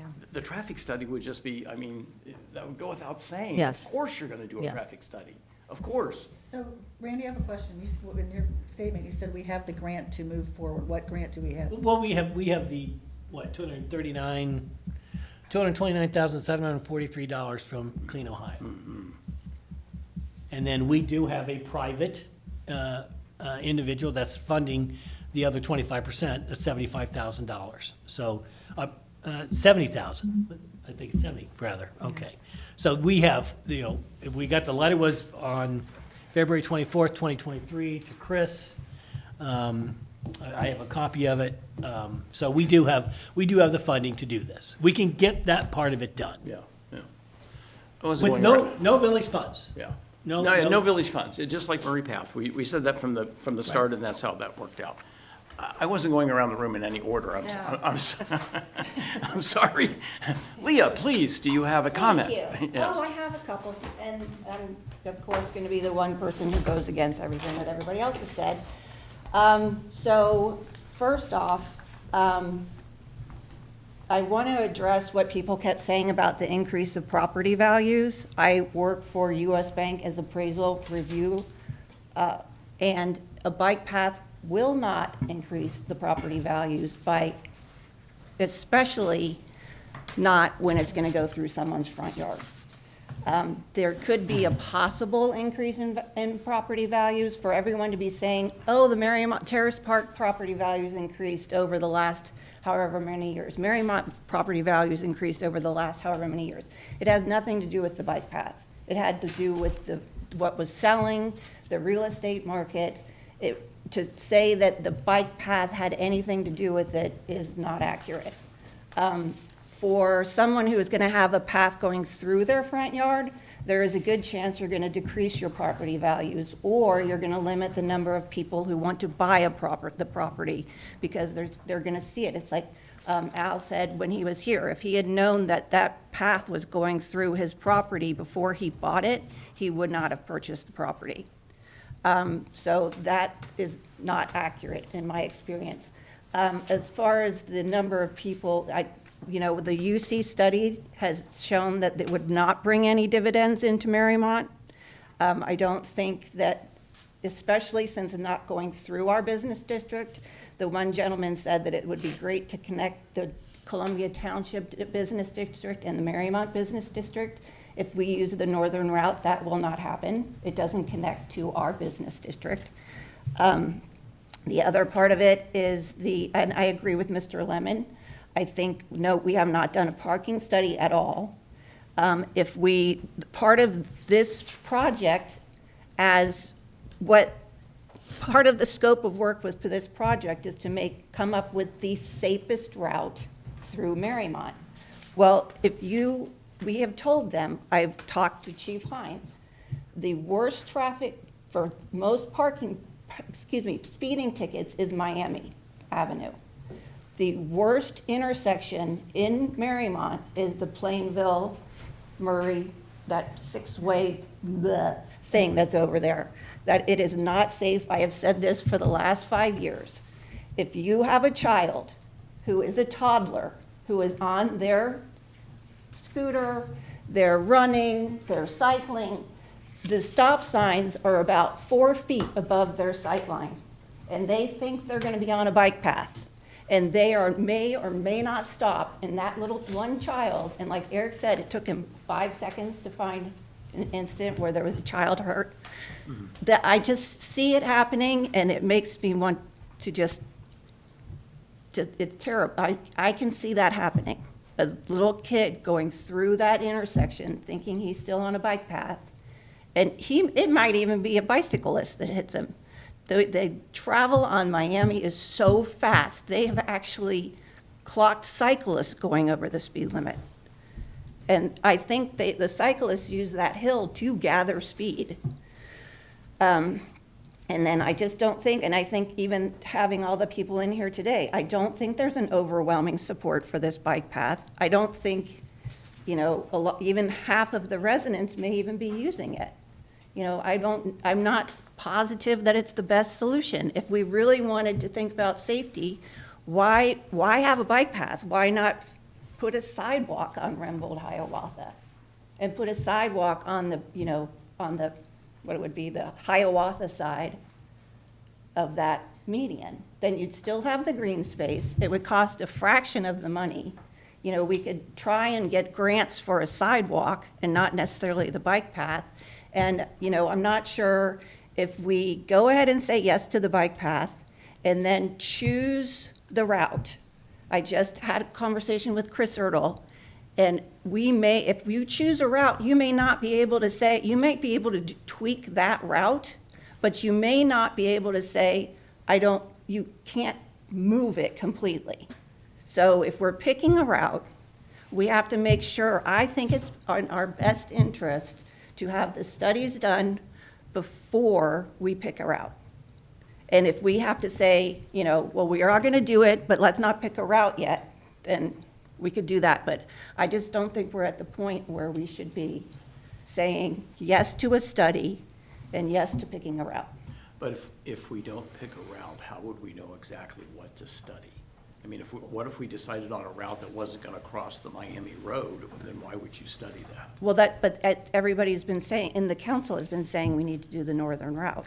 And I think that we're not at the point, if that's one of the possibilities, I believe it was in Kleininger's scope of work, as I said, to make sure that this can safely be done and through the Plainville intersection and Miami. And I don't think that study has adequately addressed the safety issue like they were supposed to do.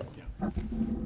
Well, no, clearly it's going to cross Plainville Road. We know that. But whether it crosses Miami. Well, no, there was a suggestion to not cross Plainville the Road. one that runs to go down up, through Old Town and that way. Or to go up Plainville I think Road. that's off the table, for a number of other reasons. But I'm just saying it doesn't necessarily have to go through Well, that road. yeah. Kelly? Well, Well, I'm sorry, I'm just, Marcy on it. You can go ahead. Oh, I didn't have, no. Okay. So I do hear support for a bike path. I'm reading from the report right now about the Thorndike Road. There's a little confusion about the northern utility route because it said they referred to it as the utility route and then they referred to it as the northern route. So for purposes of clarification, the route that Kleininger is recommending is called the utility route. If you came through on Thorndike, that would still be north of the Pike, and then it would connect with Rembold Hiawatha. Yes. It says right here that, about the Thorndike route, that this route could continue to be evaluated further. So I would like at least to speak with somebody about, what their thoughts are on that. The Thorndike route is the route, though, that comes, it shares the road down Miami and then cuts through East Street over to Thorndike and around that way onto West Street over to Madisonville Road. It's that route? Well, they didn't show it in the report. It's actually. What page is it then? Which page? 7B. No, that's not Thorndike. 7B is the other one. That's the northern utility. Is it 5A? Is it the first one? What page? I don't have page numbers. 17, they're on it. I mean, I'm looking at the report. There's no diagram on page 17. 10A. Here it is, 10A, right okay, here. thank you. It's right there. Figure 10A. Yeah, Yes, yeah. okay. So if you look at that, it shows two different ways. To Bill's point, there's one that goes down Miami, there's one that goes in, well, it goes down Miami, definitely, and then goes in on East, Okay. down Thorndike, across the back out Thorndike, and then again goes back on West Street onto Madisonville Road, and then goes down Madisonville Road. Right. Okay. So, again, they did throw it out there as the possibility, and they talked about some of that. The one thing because I was originally thinking that might be a good place to go as well, but then I heard a lot of people talking about concerns about giving up street, parking, because you'd have to take that street, all those streets that are just clicked off there, Thorndike, West Street. I mean, we just had this whole thing about West Street and maintaining the parking on West Street for the people who live there in the condominiums. And now all of a sudden, we're gonna have to cut that off because you had to dedicate a lane. Okay. On all those streets, have to have a dedicated lane for people to go on then. There'd be no parking. Yeah, you'd be no street parking at all. Okay. But I think you also have to do something on Madisonville Road where it comes out there. You Yeah. have to have some kind of a dedicated lane there. Yes. And that either means widening it so you can cut the lane in. I think that was why that option was not, Or up the removing a charts. lane. Yeah. Yeah, and it gets back to the removing the lane thing. Yeah. So again, Okay. a lot of those, you all of a sudden, you lose Thank you. street space. Thank you for clarifying that for me. I missed that, it isn't really labeled as that. Yeah. It's underneath the Thorndike section, though, so I should have read it more carefully, but. Yeah, it mentions. And I just don't think I don't think people who live there would want to give up a lane, give up their street parking, you know?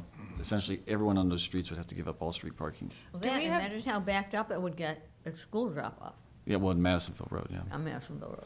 Well, and then, of course, you have to cross Madisonville Road at west, and that's a challenge in and of itself on that particular Do we route. have any accountability to provide parking safe for apartments? Because I know that area does have apartments with no parking. If we eliminated that, Do you mean on Murray? But I don't see, Thorndike. can I just ask, Oh, on though? Thorndike. are we required to have a parking option, or can we You mean just just to- eliminate parking? You mean Yeah. for the have cyclists nowhere or to for park. residents? Residents. The residents in those apartments have no place to park but Thorndike. But, I mean, so I didn't know if we have a legal And the I don't- condos? I don't know if we have. No, a no, legal, but- the other side, behind the I'm just condos. curious if There's we the do. apartments. Kill the market value of those. Behind the So I've condos. got Yeah, another they question about this alternative, okay. They would have answer zero, that. there's just nowhere for them to, I mean, they would just, I don't know what they'd do, to be honest. So I'm looking at this map, and I'm curious, though, why they took it down Madisonville Road when you could have kept it on Murray and then cut down whatever this street is, I guess that's West Street, It is West Street. and then to Thorndike. You know, you'd necessarily have to, I mean, that would minimize who loses a lane. Where was it again? Say it again. So which So ones? if you look at that diagram, well, I guess you guys don't see it, sorry. All right, well, we're looking at here. Okay. 10A? Yeah, figure 10A. Uh-huh. You know, the proposed route goes down Madisonville Road. Yes. But the northern utility route goes along Murray. What I'm saying is, I'm wondering why it was a hybrid of those that goes down Murray, turns right on west, then goes down Thorndike, then joins up with, I guess, is that, what is that little, is that Millard Rogers Lane there? Yeah. I mean, And just You know- leave Madisonville Road out of it. yeah, I mean, I guess, Okay, how do you get from Murray to West Street? You mean over Straight. over Berwick? Is that the name Berwick. of that street there? That's Yeah, Berwick? because Berwick, west becomes Berwick Yeah, at Murray. okay, but it's Berwick. Yeah, that's Berwick. yeah, well, Well, it changes It's names. not called Berwick, it's called West when you go that way. It's Berwick if you go When the it other way. goes south off Murray, it becomes west. Correct. Yes. So, okay, sorry. Yeah, So okay. it just, there's two different Welcome names to for the same Cincinnati. street. Yeah, I got you, I You're got talking you. about right here. But it's just, so then you got the same. This is what I'm talking about. Situation of Look. giving up a It's lane. easier to see You're with gonna the give up cursor. See? the lane and See the my street little parking and cursor? all those too. Here, And- down, In down. Berwick or, Yeah. it's narrow. Yeah. Or, Thorndike, or I yeah, guess I mean, Yeah. So I go just don't know here where to West Street, there'd be no place then for zip them. around. And then, oh, then come to We Madison. just went through come that all whole way West down to Street thing Madison. about trying to give them But speed. not this way, go that way down instead of To your point, all that parking in front So of then the those apartments there on We're gone. Thorndike. no, You can't take no, like this, Can I just say one other I thing? guarantee you, they. like they- this. Yeah. There was Well, literally. they do have garages West, under. No, Berwick, not those. Thorndike. I think. No, those four-family apartment buildings? East, Yeah, and they You're have not trying to get parking this down, under. Allison. then I don't know. too Probably much. small car. We should probably bring Yeah, this. I'm sorry, yeah. Can I just say one other Sure. thing, please? Just the fact that we have so many conversations going on right now. Yeah, I know it's. No, I'm just saying, we're not ready for this. Just the fact that we're going through all of this right now, I don't think it's time to be voting on a bike path. We're trying to come up with other things just amongst ourselves, and there's been multiple people saying, let's do this, or let's do that. I mean, I don't know if we're necessarily trying to come up with other ideas, perhaps more clarifying other ideas. Well, what I said was, I hear support for bike path in some form. I don't hear consensus about the route, particularly for the homeowners along the route and the people who live along Miami, about the safety of Miami. I think But again, I agree with Susan. I think this can actually be a catalyst to address the safety issues we have. Everyone talks about, we want to do something about Miami. We want to do something about that awful intersection with Plainville and Murray and stuff like that. This can be a means to get that addressed by doing the studies and everything else, the more in-depth studies that we need to do to figure out what the actual, to Bill's point, the nitty-gritty design has to actually be. This helps us to be able to go do that. Forces And- us to deal with the issues. Well, and it gives us a chance to go get the funding to do that. That's where I don't understand, I'm not sure how we would do it if, how you pay for a study when you haven't said we're gonna go this way, and now we're gonna, it Well, feels and what like, are you gonna study Yeah. until you kind of decided, yeah. And how are you gonna get funding for that when you haven't decided? Yeah. So, Okay, any other points that anyone wishes to make? Not me. Okay, then I say that I'm going to call for a motion on the first recommendation is this a go, no-go? for whether to do a path or not, because that's Yes. the first question. Yes, because if the answer to that is no, that's the end of the Sure, discussion. sure. Right So, here now. so I'll second that move. whether- I'm not making the motion. Okay, I'll move it. I'll move to vote whether we, to say there is a path, there should be a connector of some kind. Second. Mr. Bartlett. Aye. Ms. Brown, aye. Aye. Ms. Gelbach. No. Dr. Lewis. Aye. Mrs. Rankin. Aye. Mr. York. Aye. All right, so we've decided that we are going to build a pathway. Now. Well, we're going to Well, address the no, yeah, feasibility. let me rephrase that. You're right, that was incorrectly phrased. The village is going to participate further. That we are desirous of having one. Doesn't mean that it's gonna get built. I mean, 85% of the residents in the second survey said yes. I think that's a pretty strong yes. That Okay. wasn't actually 85% of the residents, it was 5.4% because only 290 people answered the survey. Should. But they were all Mariemont residents. No. Yeah. You couldn't, you didn't have to be a resident to, They broke it out. They broke the results out that way, when in the appendix they gave to us. Okay, They let's- did break out, so. Okay, do we have does anyone in council, are there any comments you wish to make about what is the preferred route? I think we've already talked a lot about that. Well, I'm just saying, So do we is need a motion everyone, to say which route we want to? well, we'll ask for that in a second. Okay. What I'm asking now is, do you wish any further discussion about the recommended routes in the survey? Are we all happy with what you've read and so on and so forth? Marcy? I mean, I brought up my question. Okay. I'm It was just- addressed. Just checking, just checking. I mean, I'd still personally think it's worth a conversation, but I'd like to see the cost. But We will see the cost when we move on to the next phase of the development. Right. Yes. All right, then somebody want to make a motion then as to the preferred route? I move that we move forward with the northern utility route from, Yeah, that's it. is that it? Second. Is that enough clarification that we all know what exactly, I think we all know. Yeah. Second? Second. I second. Okay. Oh. Let her second, let her second. Mr. Bartlett? Aye. Mrs. Brown Knight? Aye. Gelbaugh? no. Dr. Lewis?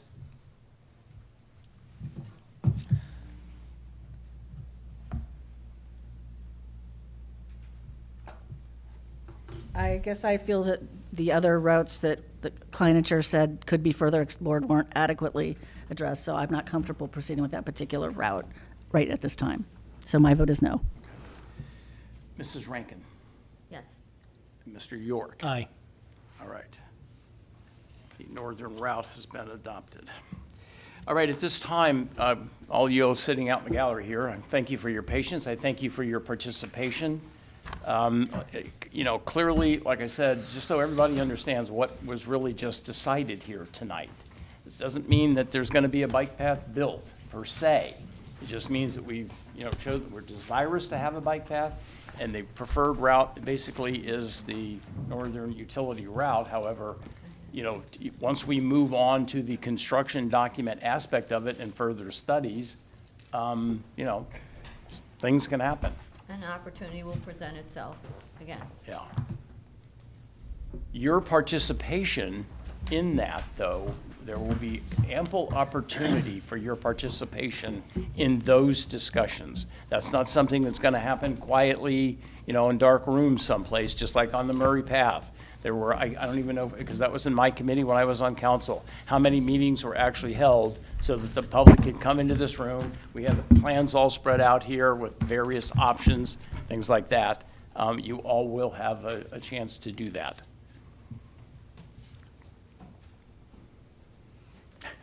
If you wish to stay for the rest of the boring meeting. It's even more exciting.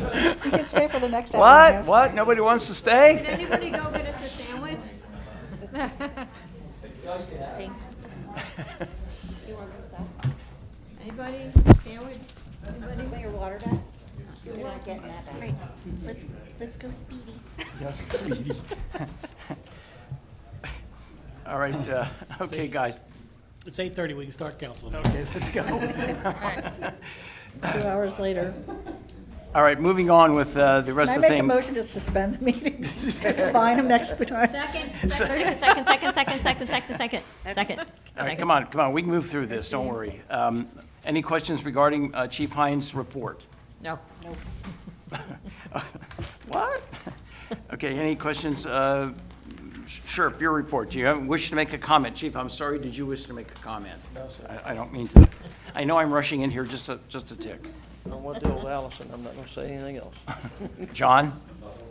Nothing at this time. Does anybody have any questions regarding the Service Department report? Can I just say something about the service department? Yes, Really you may. quick?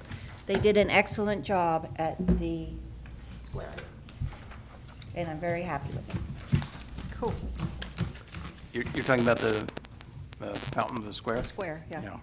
Yeah. All of it. It is Put coming. the sod in. It is coming together. Yeah, It is coming together.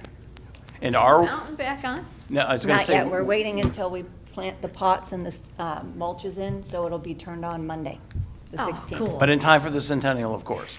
Well, Monday's the Yeah. 16th. Well, that Monday. The tax department report. Mr. Barlow?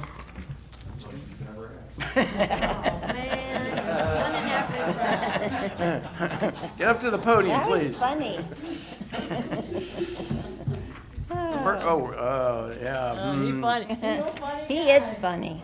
I want to go on record that Chuck is a funny guy. He's a funny guy. All right, the building department report. Rod? Anything you'd like to say, Ron? Not beyond the report. Not beyond the report. I want to say again, and I can't say it enough, Rod is just doing an excellent job. Yes, he Since he's is. gone Yes. in here. Second that. Third. Okay. Chuck is too, Chris is too, Dan is, everybody in here, woo-hoo. Wow. All right, now this is a little tricky, I would think. We have, you've all read the email here from Chuck, correct? Regarding, we are not going to be buying the Kubota watering tractor, for lack of a better way to explain it. I think you all know what I was talking about, though, correct? Yep. Yes. So we want to give Richard permission to reline item that money. That can still only be spent for permanent improvement type things.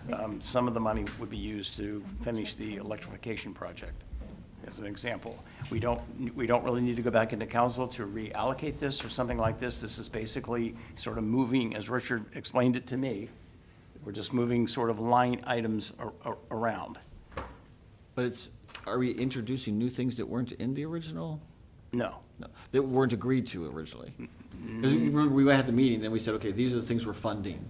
We're not adding something to that list of what we're funding? No. Okay. No. Got it. And like I said, all we really need here is a motion, a second, and we're just going to vote on it that way, as you can read on the last paragraph. And I believe Mr. Gordon is Oh, okay. going to. So I Hold on, move- one second. All that money stays in the capital. Yeah, all the money stays So- stays in. So, Yeah. hey, Chuck, real quick, one other thing, so, because I sent you that one email about for the tennis courts, we've agreed, we're not doing the drainage. Right. Great. Right.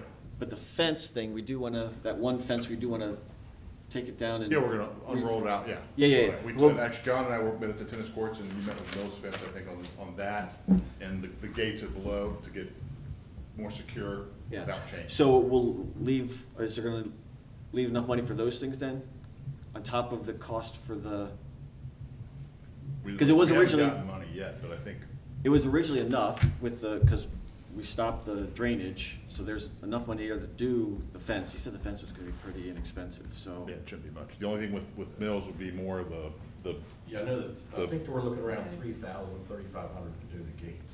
Okay. To redo And any ballpark on the fence? I mean, when he the. said. No, he didn't give me anything yet on the fence. Okay. But I just wanna make sure we don't move so much out that we don't have those costs Right. covered. I don't, You know? well, again, I think with this, for that overrun, or I shouldn't say call it overrun, Richard has the ability to move it and not move it. Yeah. So if we come up to, Mills gets back, and it's gonna be 35 for that, and another, I don't know what they would charge, because it's not new fence, it's just rolling it out and then putting it back on Right. when they raise it. He can keep that in there, and if it's gonna be, what was it, 7,000 extra for the cushion in the tennis court regrade, it was gonna be 130, and then we added, what, 8 or 7, I think it was 7,000. We had a lot. I thought we It had was like 37,000. We had 30,000. Was it that much We extra? had Okay, well, I 30,000. thought, because I thought the cost was gonna end up being 137. Chris? Yes, 137. Yeah, it was gonna be 137, so we needed 7, but if there's 30, and we're gonna come back at 5, we're still way underneath Yeah, that. but So I Richard, we think just, Richard, when he created the budget, when he put the drainage in as well, he put it like a. I know he put a little 30. bit, there's a little bit of cush, yeah. Yeah. So I just wanna make sure we don't take so much away that also we have to. put Oh, it right, back again. well, So yeah, that's I all. think before Richard would change anything like that, we would. I think there's plenty with that, but then we're also not getting the Kubota, that we're talking, what, that's 45,000. If No. there's 30. 15. 15. Well, no, think no, about- with, if Oh, there was an extra 30 for with tennis that, courts. yeah. So, all told, but no, I don't, we wouldn't, yeah, we're not gonna pull it out and not be able to do that, because that's part of the resurfacing project, if you ask me, Yeah, so. yeah, no, I agree, Yeah, so. because we wouldn't be doing that if it wasn't for the resurfacing. Right. But it wasn't in this quote, that was the thing he said, it's not in the quote, so. Right, no, that'll be with Mills Fence, because, again, securing the gates down below with that, not having to have them changed, so you can emergency egress if needed, so. Yep, makes sense. May I ask a question? What's the cushion for the courts? Cushion, he means money. No, money, Oh, money, I thought it was like, a little we're extra money. cushioning, what? Yeah. What, oh, On the tennis court. is that like, could we get some of those for Don't play tennis. the, do bumpers in the roads? Get, Just make it pillowy. Sorry. We needed it. Okay. I move that we rescind the allowance in the permanent improvement fund for the park's utility vehicle and the additional amount appropriated for drainage of the tennis courts, as neither expense is now needed. Council authorizes the fiscal officer to reallocate as needed for future capital projects when the expense request is approved by council. Do we have a Second. Second. Mr. Bartlett? You have. Aye. Mrs. Brown Knight? Aye. Gelbach? Aye. Dr. Lewis? Aye. Ms. Rankin? Aye. Mr. York? Aye. All right. That, well, permission to address council, I think we've already been through that one. You know, that was a good evening in here. I know you all, we sat around here, it took a lot of, but, Well, you it know, was. that's It was, that's stayed under democracy in control. action right there. Yeah. Yeah. I And mean, people stayed polite and very, respectful. I think it was, yes, very polite, ran very smoothly. All right, motion to pay the bills. Do we have any question regarding the bills? Nope. Nope. Do we have a motion? So moved. Second. Mr. Bartlett? Aye. Brown Knight? Aye. Gelbach? Aye. Dr. Lewis? Aye. Ms. Rankin? Aye. Mr. York? Aye. All right. Randy, do you want to read your report? Oh, mercy. All right, sorry about this. The Health and Recreation Committee meet on Wednesday, April 5th, 2003 in council chambers. Present at the meeting were Health and Recreation Committee members Randy York, Susan Brown Knight, and Leah Geldbaugh. Also in attendance were Council Member Dr. Marcy Lewis, Mayor Bill Brown, Village Engineer Chris Erdl, Administrator Chuck Barlow, and Fiscal Officer Rich Ford. The meeting commenced at 6:20 p.m. The purpose of the committee meeting was to review the bid for the rehabilitation of Dogwood Park that was received on 3/16/23 from the Kaiser's Group. The bid was part of the Centennial Capital Campaign. The details for the bid proposal are as follows: survey, landscape architectural, civil engineering, total basic fee $131,300. Other professional services, if needed, electrical engineering, concept planning for the boathouse, $5,000 for electrical engineering, $78.50 for concept planning for the boathouse. The committee recommended adding the Mariemont Preschool Parents Group, Mariemont Recreation Association, Mariemont Garden Club, Mariemont Park Board, Mary Elders, and the Mariemont Preservation Foundation as village organizations who would be involved in the design review meetings. The committee also reviewed accounting processes for centennial funding with Fiscal Officer Ford. A capital project fund will be created. A certificate will be obtained from the County Budget Commission in the amount of $206,149, and a document is needed that details proof of the funds that have been committed for these projects. The committee agreed that this can all be accomplished before the third reading of the necessary legislation to approve the bid. The committee reviewed the proposal and recommends that village move forward with accepting this bid. On roll call vote, Ms. Brown Knight, Ms. Gelbaugh, and Mr. York voted in favor of the recommendation. The committee further recommends that the solicitor prepare the necessary legislation. Meeting adjourned at 6:40 p.m. Thank you, Randy. Okay, you've heard the report. Do we have any discussion, any questions? Are we all good with this? Yeah. I mean, are we clear? Clear? Okay, Randy, do you have anything you wish to add? I did find out that the letter from MPF about detailing these funds, that it was sent on Saturday. So we should have it today, or? Yeah. Richard did confirm that he had the He letter. did get it, okay. Yeah. Didn't that letter already come? Is that the, we got, yeah, I think we got that, yeah, okay. All right, so we're all good? No additional? All right, I need a motion and a second to accept.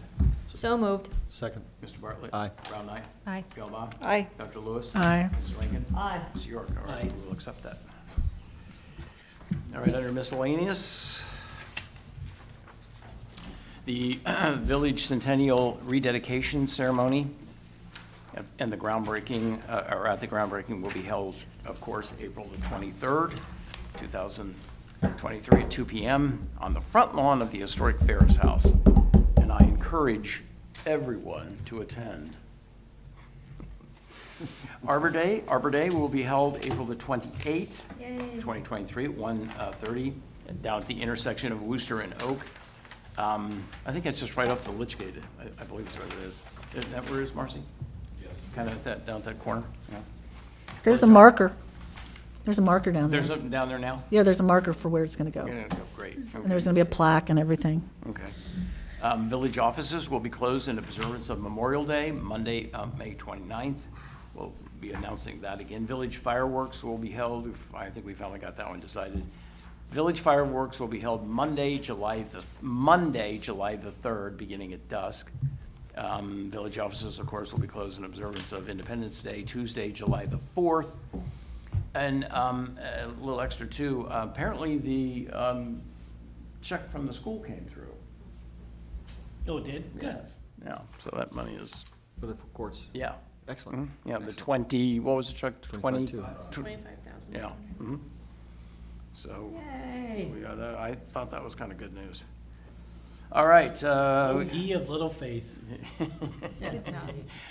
What? What? Were you worried? Me? Oh, no, I'm just impressed. He's That's aiming not that at easy. me. Yeah, I'm impressed.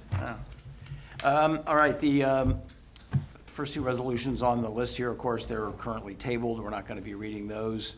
We'll start with, are you going to do it? Yeah, Okay. second reading to set forth building permit fee schedule to be utilized by the Village of Mariemont Building Department. All right, this is the second reading. That's the discussion. Does anybody have a comment or discussion regarding that? No? Hearing none? All right, next. Second reading, resolution creating a new capital project fund for Dogwood Park. All right, again, second reading. Any discussion? I think we all know what that is. That's already been basically talked about. No? Okay. First reading, resolution declaring the necessity of levying a tax in excess of the 10 mil limitation for current expenses and requesting the county auditor to certify matters in connection therewith. Okay, that's the first reading. We'll have second reading next time. First reading, resolution declaring the necessity of levying a tax in excess of the 10 mil limitation for recreational purposes of the Mary Elders and requesting the county auditor to certify matters in connection therewith. Okay. Have the second reading next time. First reading, to accept bid of the Kleinger's Group for the rehabilitation of Dogwood Park. All right, first reading, we'll have the second reading next council. First reading, to appoint Brad Lockhart as a member of the Parks Advisory Board for calendar year 2023. And again, first reading, second reading next council. All right, the ordinances. Second reading, an ordinance authorizing application and contracting with the Ohio Public Works Commission, the Southwest Ohio Regional Transit Authority, and Nature Works. Okay, that's the second reading, that's the discussion reading. Anybody have a question? Chris, do you have anything to say about that? This project's coming. Yeah, okay.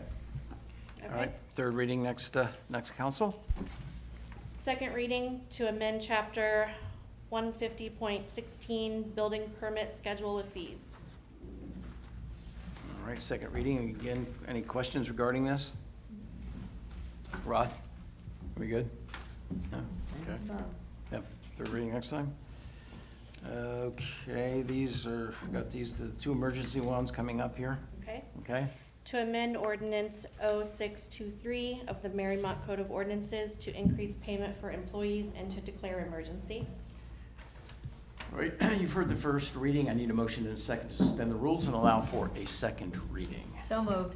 Second. Mr. Bartlett. Aye. Brown eye. Aye. Gelbaugh. Aye. Dr. Lewis. Aye. Mrs. Rankin. Aye. Mr. York. Aye. May we have the second reading? Yes.